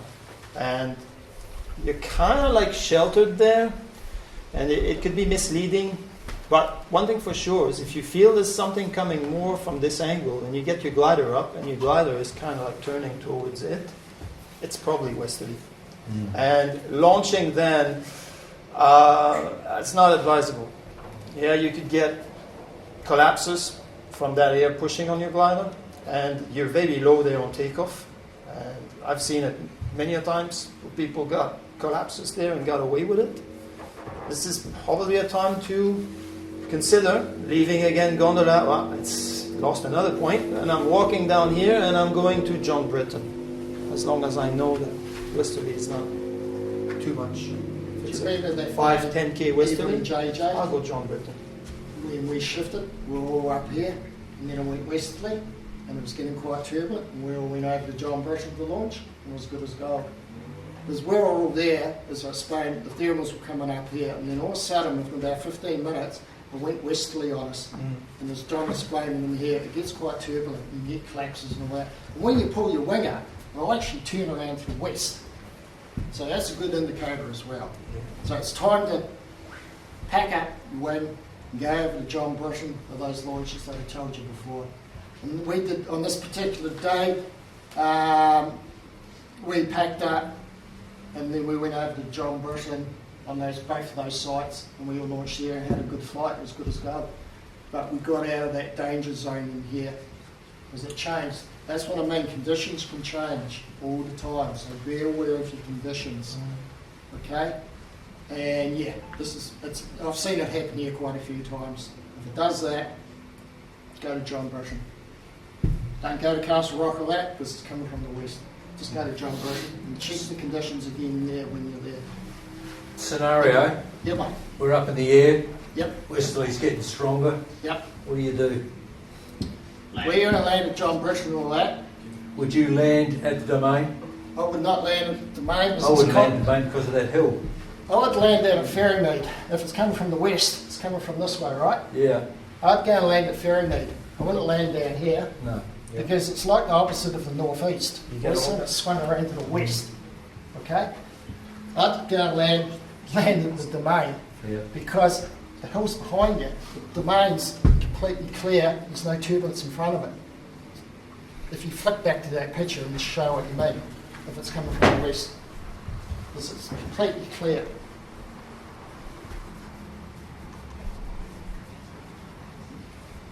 So if the west, that'll do, John. Yeah. So if the west, so this is westerly coming this way, right? All of a sudden, these sites do not land here. Okay? You're going into Rosa. You can land on this side if you want, but be careful. Here, I would land in here. I'd push out here. Yeah. Because the westerly, you can fly all this here and push out to here. See, there's nothing in front of it. So the air should be nice and clean. The Castle Rock Ridge, this ridge here, goes way beyond the safety of being able to land back at that landing zone again. You start to get some turbulence over here. So again, yeah, this is a much better option. That'd be the place I'd Or go. top landing at John Britton. All along those pine trees, all that ridge there, it's pretty good. Just be aware, But it will be strong. there's power lines up through here, but you can see the big. Nice big panic. It's nice up there, but just remember up top you could be in the completion zone. Yeah. Okay, just be aware of that. Early signs. Keep an eye on your ground speed, but you can fly down here, then land in here because there's nothing out here in front to cause any turbulence. Okay, so that's good as gold to land there on a westerly. That's it. Thank Do you. you ever find that it does get much easier just before it gets much worse? Haven't really noticed. I've just noticed that as conditions get worse, I just notice them. I can tell by my ground speed and all that the northeast is picking up. I can tell by the drift of the thermals how much they're leaning over. I do keep an eye on my ground speed on my instrument quite a bit, especially in particular areas like this. And I keep an eye on out here, and I keep an eye on the estuary. If I see wind surface starting to come out, especially at summer and that, and I see them on the plane, it's time to think about landing. And I usually used to land up in here, just top your side, you'll land in there somewhere. I have pushed out here a number of times, and I've actually landed on the roof there twice. on the actual reef. That used to be, no, so not that one, sorry. No, it's more up there. Well, where West Coast windsurfing used to be, back here, I think. I think that's got where the ferry name is. There. Yeah, there. Just there, that one there. There used to be a windsurf shop, and I used to have all my windsurfing gear in there, and I used to push out from here. If I saw the northeast pushing in, and I used to land on top of their roof, and then I'd get my windsurf gear out. Then I'd go windsurfing. So it was quite a good sport to combine. It got too windy for flying, then I used to go windsurfing all through here. But I have pushed out here. But as I said, I've pushed out here with no worries. So that means there's no reason why you couldn't land down here where the kite park is. But It's hey, tricky. I've almost it's landed on yeah. the top of Mitre 10 once, thinking I was going to make that landing zone there. Yeah. I was like, oh shit, I'm John going was to in here. John landed there, didn't you? Yeah. Oh, I passed it. There's another park. I wanted to fly home, and I didn't make it. I landed there's another park here where I landed. But yeah, by the time I was on top of the building of Mitre 10, I'm like, ooh, I might have to land. How late to work were you that you had to land at Mitre 10 to go through? So the same thing as the northeast pushes up. Either land here or push out to the front. If you land in here, just be aware, land back here. Further back the better. So you're away from here. We haven't talked about airspace, but quickly. The hills are a good indicator of our airspace. Above the highest point of the hills, you can go 3,500 feet. Once you reach the edge of the hills, however, pretty much everywhere on the edge of the hills, kind of drops to about 15, or drops at 1,500. But it's not a zone you can go in, if I'm correct. I think it's with air traffic controller's permission, you can be in it. So, yeah. Lose your height. Lose your height. Past those don't fly high anywhere above here. If it's a northerly, the Duke said Wellington will fly right over the top of that. So, if it's northerly, they're not going to let you in there anyway. Okay, good. And if it's northwest, well, no, it should be flying anyway. Okay. That's Any other questions about these slides? All good? Hopefully. Could you, when you do send these through the WhatsApp chat, could you send some recommended thresholds just for those speeds, like approximates that, Yeah, well, as these? I said, the turbulence will increase as the wind speed picks up. You've got to be aware of that, okay? And it also determines on the curvature of the hill. Like if it's up steep like that, the wind hit it, the erosion's going to be more severe. If it's a nice, cruisy little round spot, it's not going to be as severe, okay? But just remember, turbulence increases with wind speed, okay? And when you're flying, always check the conditions. And another thing is what you can do. If you're for some reason up flying, you're quite high and you want to get down, but you're having trouble coming down as it's lifting off quite a lot of places, it does happen. Find the sink in air. Ross, would you say the number that Caleb is asking for will change with the direction of the wind as well? And density and temperature, but just some approximates based off your experience would be helpful for guidance. Yeah, well, up at 20 k's up at Castle Rock, that's getting pretty strong. I've checked, because, I've checked whole foil on my phone a couple of times and gone, I should probably not be flying, or, like it's getting a little light, I should probably consider landing. But having some good tolerance ideas about how much you're punching out and where, because even within Gondi, there's been times already where I, as a low-hour pilot still, especially when it comes to thermaling, like I'm pretty confident at Taylor's, that's about it. But punching out into that Gondi territory and then you go, oh shit, I'm done for today, and then you find something that is a thermal and lighter wind or whatever it is, and you're like, oh my god, I've actually just gained +7 or +6 or whatever, and you're like, yay, I'm going to fly for another 5 minutes next time. But it'd be good to have some indications as to how those phenomena can The good limit thumb things. is if it's soarable at Taylor's, you're already like... You're dead. Well, you're not dead, but dead.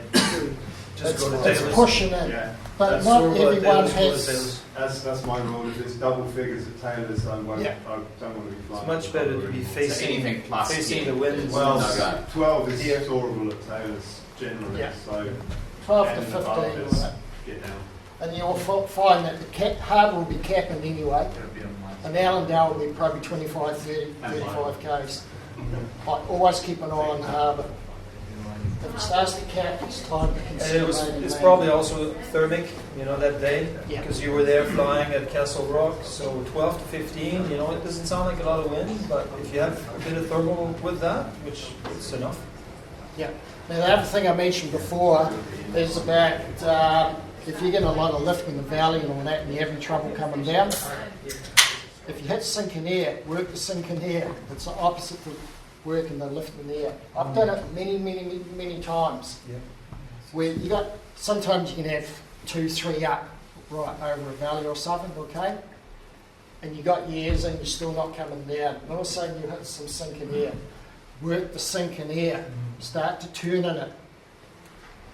Work it as an opposite to a thermal, but it's sinking air. So that means when you hit that sinking air, you're going to come down a lot faster. Okay? It's something to keep in your mind.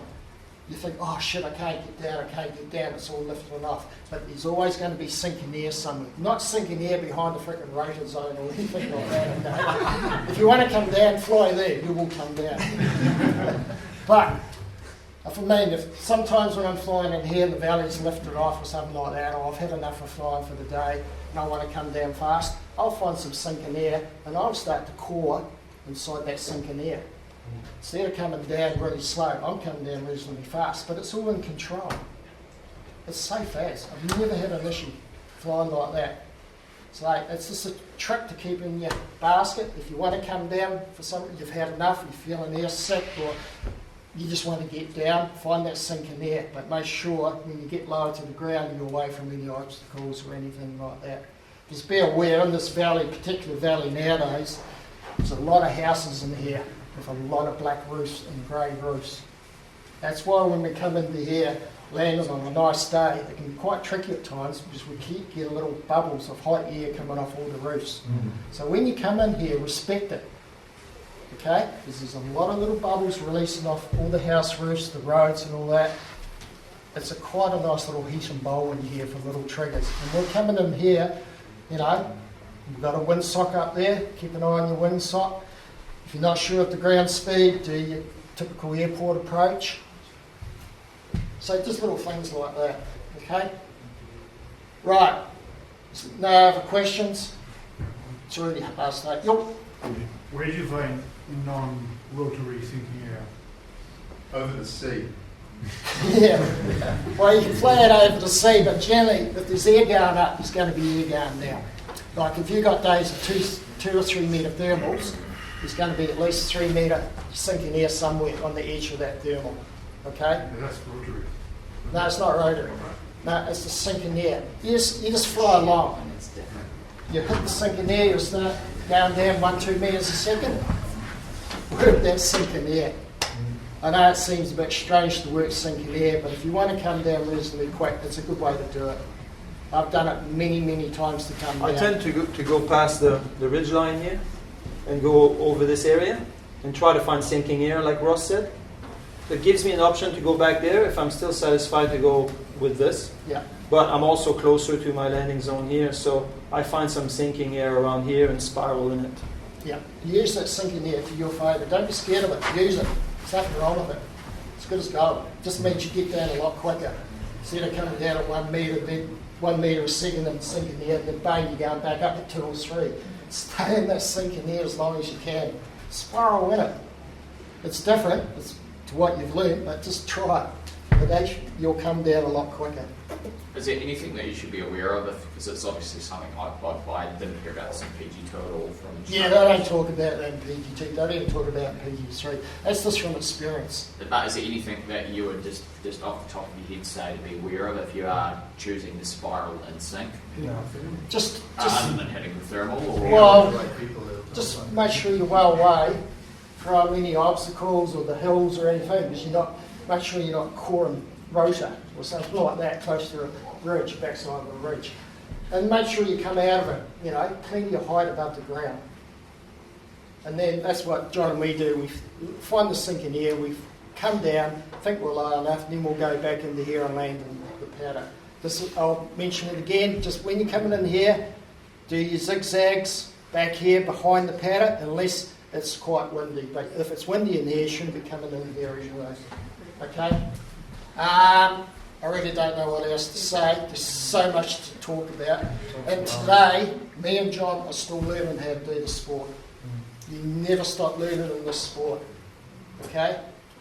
You want to fly a long time, not a short time. Always learn to fly in your conditions you're comfortable with. Don't ever go beyond the conditions you're not comfortable with, because someone else is up there flying and all that. Well, they might be scared shitless when they're flying while they're up there, or they've got a lot more experience, okay? Fly in the conditions you're comfortable with. If you fly at tailors for the next 2-3 years, good on you. You're in your comfort zone. Don't go out of your comfort zone too quick until you're comfortable to step out a little bit more, broaden your horizons, okay? Because you get scared pretty quick in the sport, okay? And we're always here for questions as well. Yeah. You know, like if you have doubts or questions, we're always here. Yeah. There's a lot of good pilots in Canterbury. It's a good community here. Everybody wants to help each other.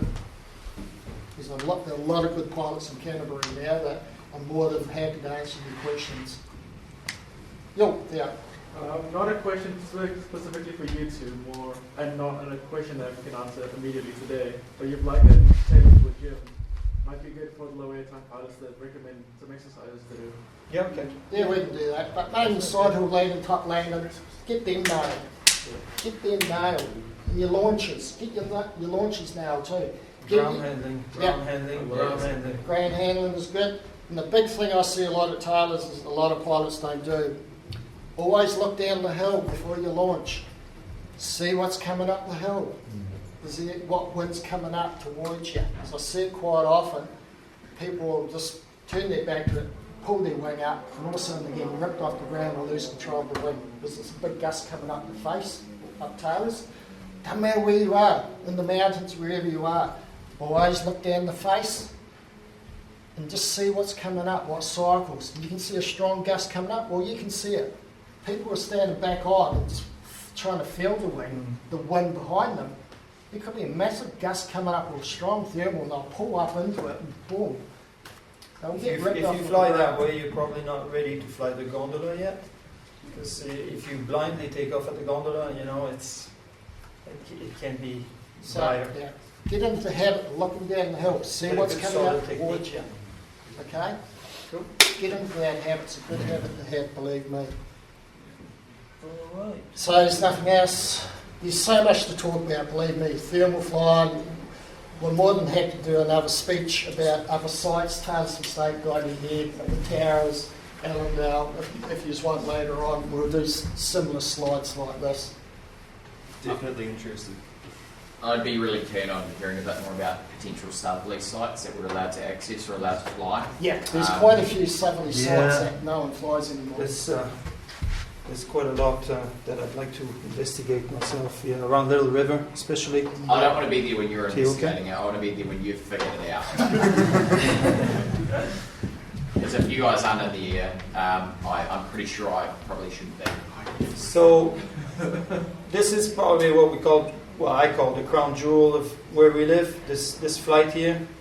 Why we put it up there is just to give you an indication that, many reasons, but one of them is you don't necessarily have to start from the gondola site to do these flights. You can start from Castle Rock quite easily to do the same thing. You can also do it from Allendale.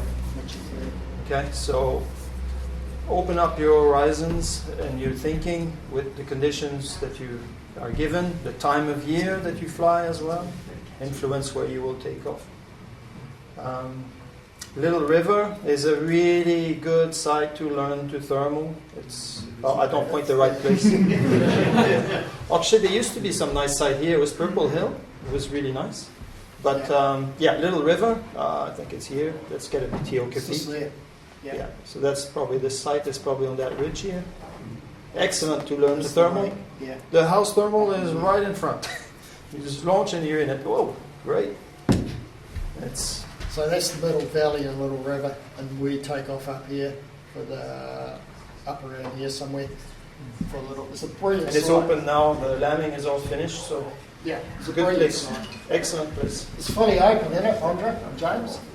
What? You flew there the other day. Yes, I'll ring up both the takeoff and landing owners, and they said the planning is finished and they'll agree with us. Yeah. Go on. This is a brilliant place to learn how to thermal. And that's another side you go early and when new wind. Yeah, it's a good idea. Always a good idea. You'll learn so much from going early. Yes, you will land sometimes, but you will have found for the next time where the best triggers were. So even if you don't go up that day and you find some zeros, for example, well, zero is still rising air, so it's a good place to remember that was a good trigger. And if you have time, you can go back up for a second flight, check those trigger points, and more than likely you're going to be a bit stronger and it'll work. Jenny at Little River, where we take off from, what is it, 300 metres in front, there's a nice little knob. That's generally it's the main trigger point. It's a good thermal main house thermal that comes right up that. But Yeah. anyway, And after that, you could go all along these ridges. Yep. And you could do the reverse flight. I've done that one quite a few times, flying back home. Not all the way home, but Allendale. And so you just get back on the top here, and that's quite nice to fly the other way. so yeah, we generally just fly around in this bowl here. That's Little River Bowl. And then if you want, as John said, if you got more confidence, you go back this way, or you can go to Akaroa. Get up high, cross the harbour here, or do a bit of cross country and go around there. Generally, this is a light wind area. The northeast, when it picks up, it spills into here. Does anybody have an altitude record for our region based off those longer Well, flights? it's capped at what, 9,000? 9,500, and yeah. we used to get there quite a bit back in the 80s, and it used to be fairly common. You could go up. It used to be fairly common to get back in top land at Allendale in the northeast. Wow. Yeah. So is there anyone that's still in the club that's got like an altitude record or anything for the region? You can't legally go above 9,500, so that's the record. So anyone who's been above that is not going to tell you. Just waiting. I already lost the Sumner Flight T-shirt. So. Yeah.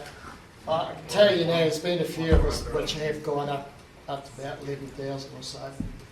Just saying, Brian, I had it's no idea quite that common way. to fly out to there. Is that right? Sorry? To Allendale. Yeah. Yeah. So back in the 80s, so what's happened between the 80s and now that it's not so common? Like Several it's just things. been One, there. Pilots got worse. The one, CAA didn't exist. Hey, Ross, it's, We were just One getting change. 4, 3, and the other is we're doing it on Henry Motors. Yeah, right. So, look, there's no more question. This slide here is just the flight that me and John did there, when was it, a couple of weeks ago. That's the track there, roughly, of what we did. You wee selfie in the landing field. He took it, not me. Yeah. That was fun. This particular day was really cloudy. We crossed over, we got to about 3.3, we crossed over, we had a good 6 metre thermal around here. Then we went up into Herbert. We had a little bit of trouble there. We finally hooked the thermal here. We went across here. Then we got into back here. Convergence in there. We got thermals in here. There was a light southerly coming down this particular way. We got up to cloud base. It was around, it was up to about what, 3.5 by then, I think. Yeah, we were around 4, Yeah. 4 on here. And then we just pushed over the hilltop, and then we went down here.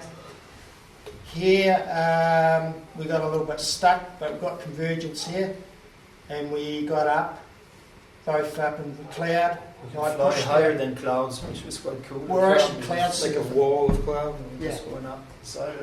So we were flying in the clouds in the convergence, and we were going in and out of the cloud. So we could still see land out in front, but we're flying in the cloud, back out, looking out the land, back out into the cloud, getting a few more 100 metres, whatever. So we could just cloud surf, so you get more height. Well, this particular range here is actually convergence and thermals. Is that the most general route to Akarai that you It guys is. have taken? Yeah. So you just have to punch the harbour basically, punch across, river, across to... That's the hardest part, I reckon. To me, it's finding the next lift over. You need to do that on a You low need a day bit or of not. luck. Yep. You And know what obviously, I do. the higher you Get get behind there, that. the more luck you get there. Maybe don't do it with 3-3 into headwind. No. On a low This day. particular day, when we did this, we had a light tailwind pushing us across the harbour. Okay? And then we were wondering when we were going to hit our next thermal. When we found it, we were going up like... So only cross the harbour at plus 3-3. It varies. I've crossed over at 2.8.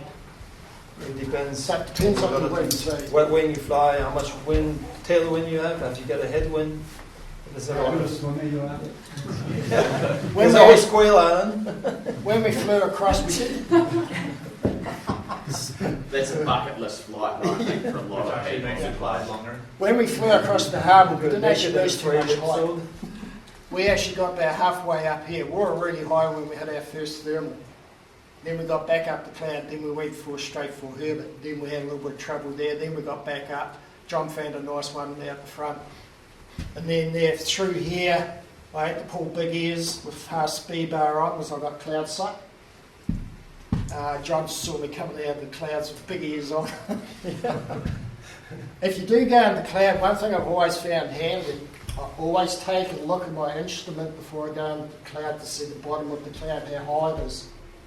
So when I actually go into the cloud, I roughly know that cloud below me, roughly where it is, unless it starts to drop down a little bit further. I've always found that quite a good tool to do. So if I go into the cloud at 3,000, I'm in at 3.1 in the cloud, well I know roughly at 3,000 I should break through it again, unless it's developed into a bigger cloud, but usually it should have a flat bottom and all that. It's just a little tip. Yeah, So if you want, you can keep flying in the cloud. Take a compass bearing of where you want to go first though. Because that way, because believe me, once you're in the clouds, the bearings completely disappear. But take a compass bearing when you're in the, or before you get into the cloud, point the way you want to go before you go into the cloud, get into the cloud, take your height when you go in, and then if you want, you can keep flying in the cloud, but you didn't hear that from me. So yeah. And then yeah, we got to there, and we got up to about 4.3 around here. And then all through here, John was down here and hooked a beautiful thermal out of here. We collided with Akarai this way. And I was up on the back range just working convergence. But I wish I flew down to here. I regret not doing that now. Because over here I was at 3,900 and I could have kept going because there was nice convergence down that range. But then you'd have to walk, wouldn't you? No, you would have turned around and... Oh, you were so high. You're Yeah. so high. Why didn't you fly back? Well, I was thinking about it. But Hilltop had a real nasty cloud over it that was really nasty. It was just, yeah, pretty It was shaded. developing quite big. And with 2.5 hours or so in the air, I had enough. I'd be The pretty other keen to hear from your perspective. way is this way. Cloud Quite good. like a refresher based on cloud types that you guys have experienced and Yeah, there's something we can talk yourselves. about. With Akarai, you can make a goal to Little River even. I've flown to Little River many a times. And I've sunken out because I've got drilled from this side. The thermals are all going up here from Akarai, and I've just got completely drilled. I've landed in here. And you can make that a goal. Land, first goal, cross the harbour. Once you've got more experience, make It's it a really goal. cool. Really Eva over here was the first woman to ever do it on an A-wing. On an A-wing. That's the flight of last year for Yeah. me. It was. That was... So you cool can make to that see. goal if you want. Or you can make a little cross-country down here to Sugarloaf. Okay? Once you get your experience up.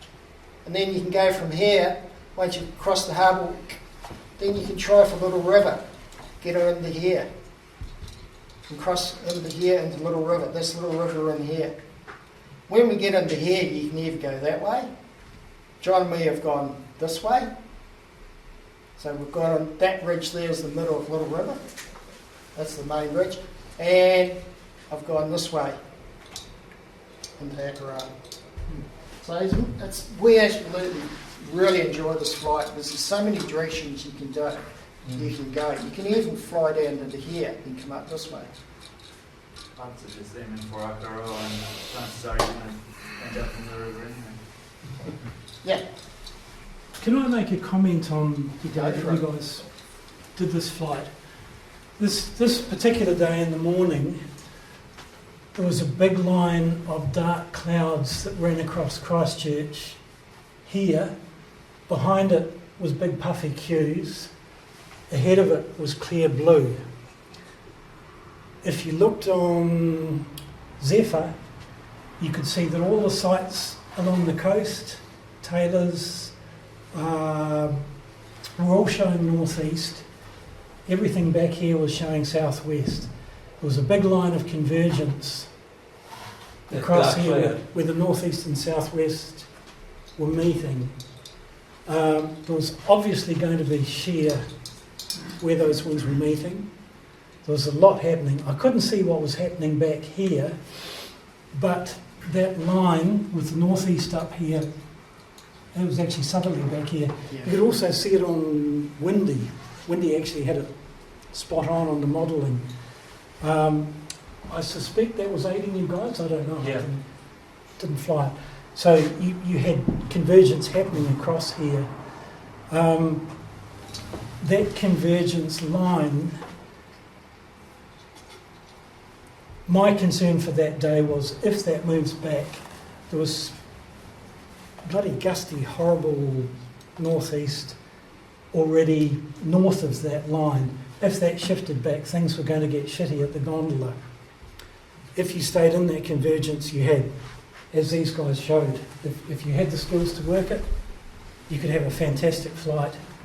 Back this side was all kind of random convection, unstable, thermally and good, but that convection line was happening.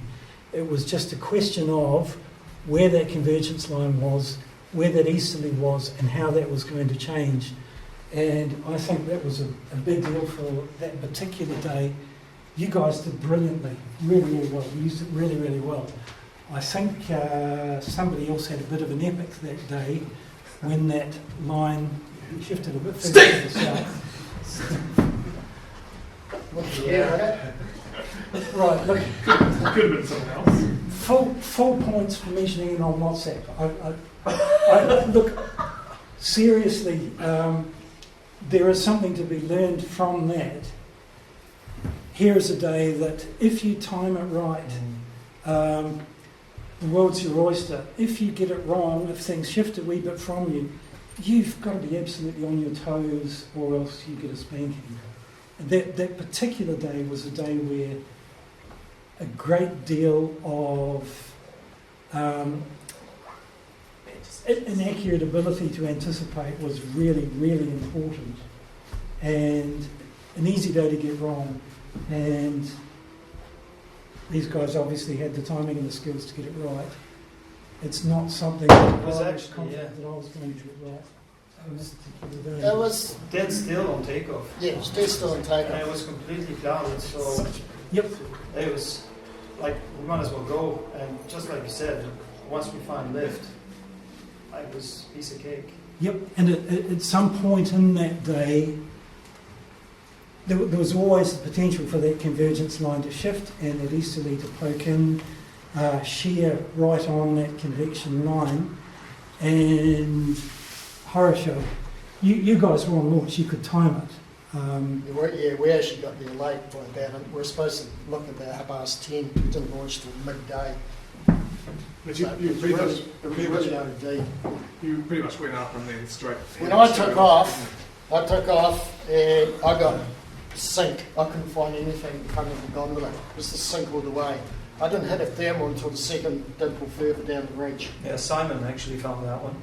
Yeah. Simon Corbett. And then John took off about 10 minutes later and he got one off in that main area and went pretty much straight up.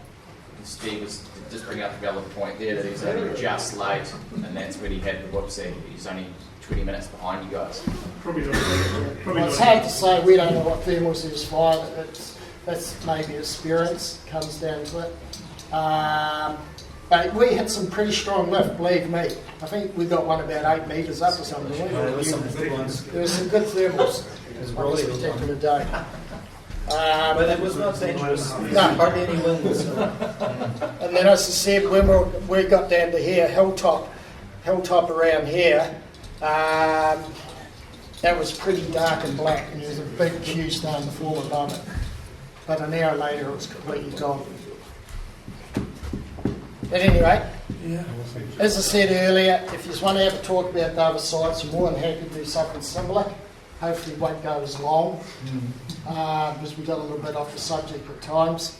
But we're happy to talk about Taylor's, the cliffs, the towers, Bonaparte, Allendale, the towers, Little River, use one too. Cheeseman. Maybe when the day's good and you guys are like, yeah, Gondola's on, you could take a group over to the Upper Cass direction just to show people the takeoff there as well. Yeah. Only if someone carries Ross's bag. And Ross. Piggyback. I volunteer. Yeah. That's not an issue. Well, it's just laziness that, put it bluntly, we're just too lazy to walk over the rock, although it is a lot safer to fly. And we keep saying it, we've got to stop flying it, well not stop flying the gondola, but on those trickier days at the gondola, we really need to freaking get our ass in the G and go and walk over the rock. I know there's house thermals there, and you just go boom, up. Where the gondola, it works, and sometimes, as I said, we never used to fly it. The thing is you could get the gondola right back up quickly. That's the So bonus. go soon. Go early at the gondola and you'll get rewards that way. But what's the point of going and doing 3 laps at the gondola if what's like the percentage difference? Like, are you 100% guaranteed to catch a thermal at that house thermal on those better sites that you guys are talking about? Or is it just like being better to lap out the gondola at an earlier point to catch an early gondola thermal, or are you better to go the other side? I mean, for me, I would go to Castle Rock right away if I was talking to myself back in the days and giving me some recommendation. I'd say go and walk to Castle Rock and get the easterly side sun and find some earlier thermals. Once you're above the Castle Rock, it's pretty easy to maintain. But what's the difference in timing? Is it an hour? Is it 45 minutes? I've been sometimes on takeoff getting my stuff out of the bag while people were climbing, and that was it. I couldn't even fly, couldn't even take off. So we're talking about minutes. I was just at that time where it shifted. I couldn't take off, and people were way up and they were crossing the other side. I missed it. Oh, I'll mention one thing at Castle Rock. I had about 4 or 5 students up on the rock, and they got up there early. But the sky had beautiful Q clouds everywhere. And I got up to Castle Rock there, and there's 4 or 5 guys up there, and they're all just sitting around. I said, well, what are you just waiting for? They said, well, there's no wind on takeoff. But I said, look at the sky. Look at the Qs everywhere. They're going straight up. The thermals don't always drift if there's no sea breeze. I laid out, took off, straight up. All of a sudden there was a mad rush on the ground. Everyone laying out there with the flight. So that's what I mean. Use your eyes. Learn how to read the sky, what's going on. You maybe know when I launch, but look at the sky. If the thermal's popping off, just fly out straight. I flew straight out, above the saddle, boom. So use your eyes. Well, we're looking forward to hear some of your stories. Yeah. And some of your flights. And hopefully that was a bit of a helpful tips and pointers. If you can come up with some better decision making, that's the bottom line, really. Sorry it's taken so long. It's only supposed to be about an hour, but. Thank you very much.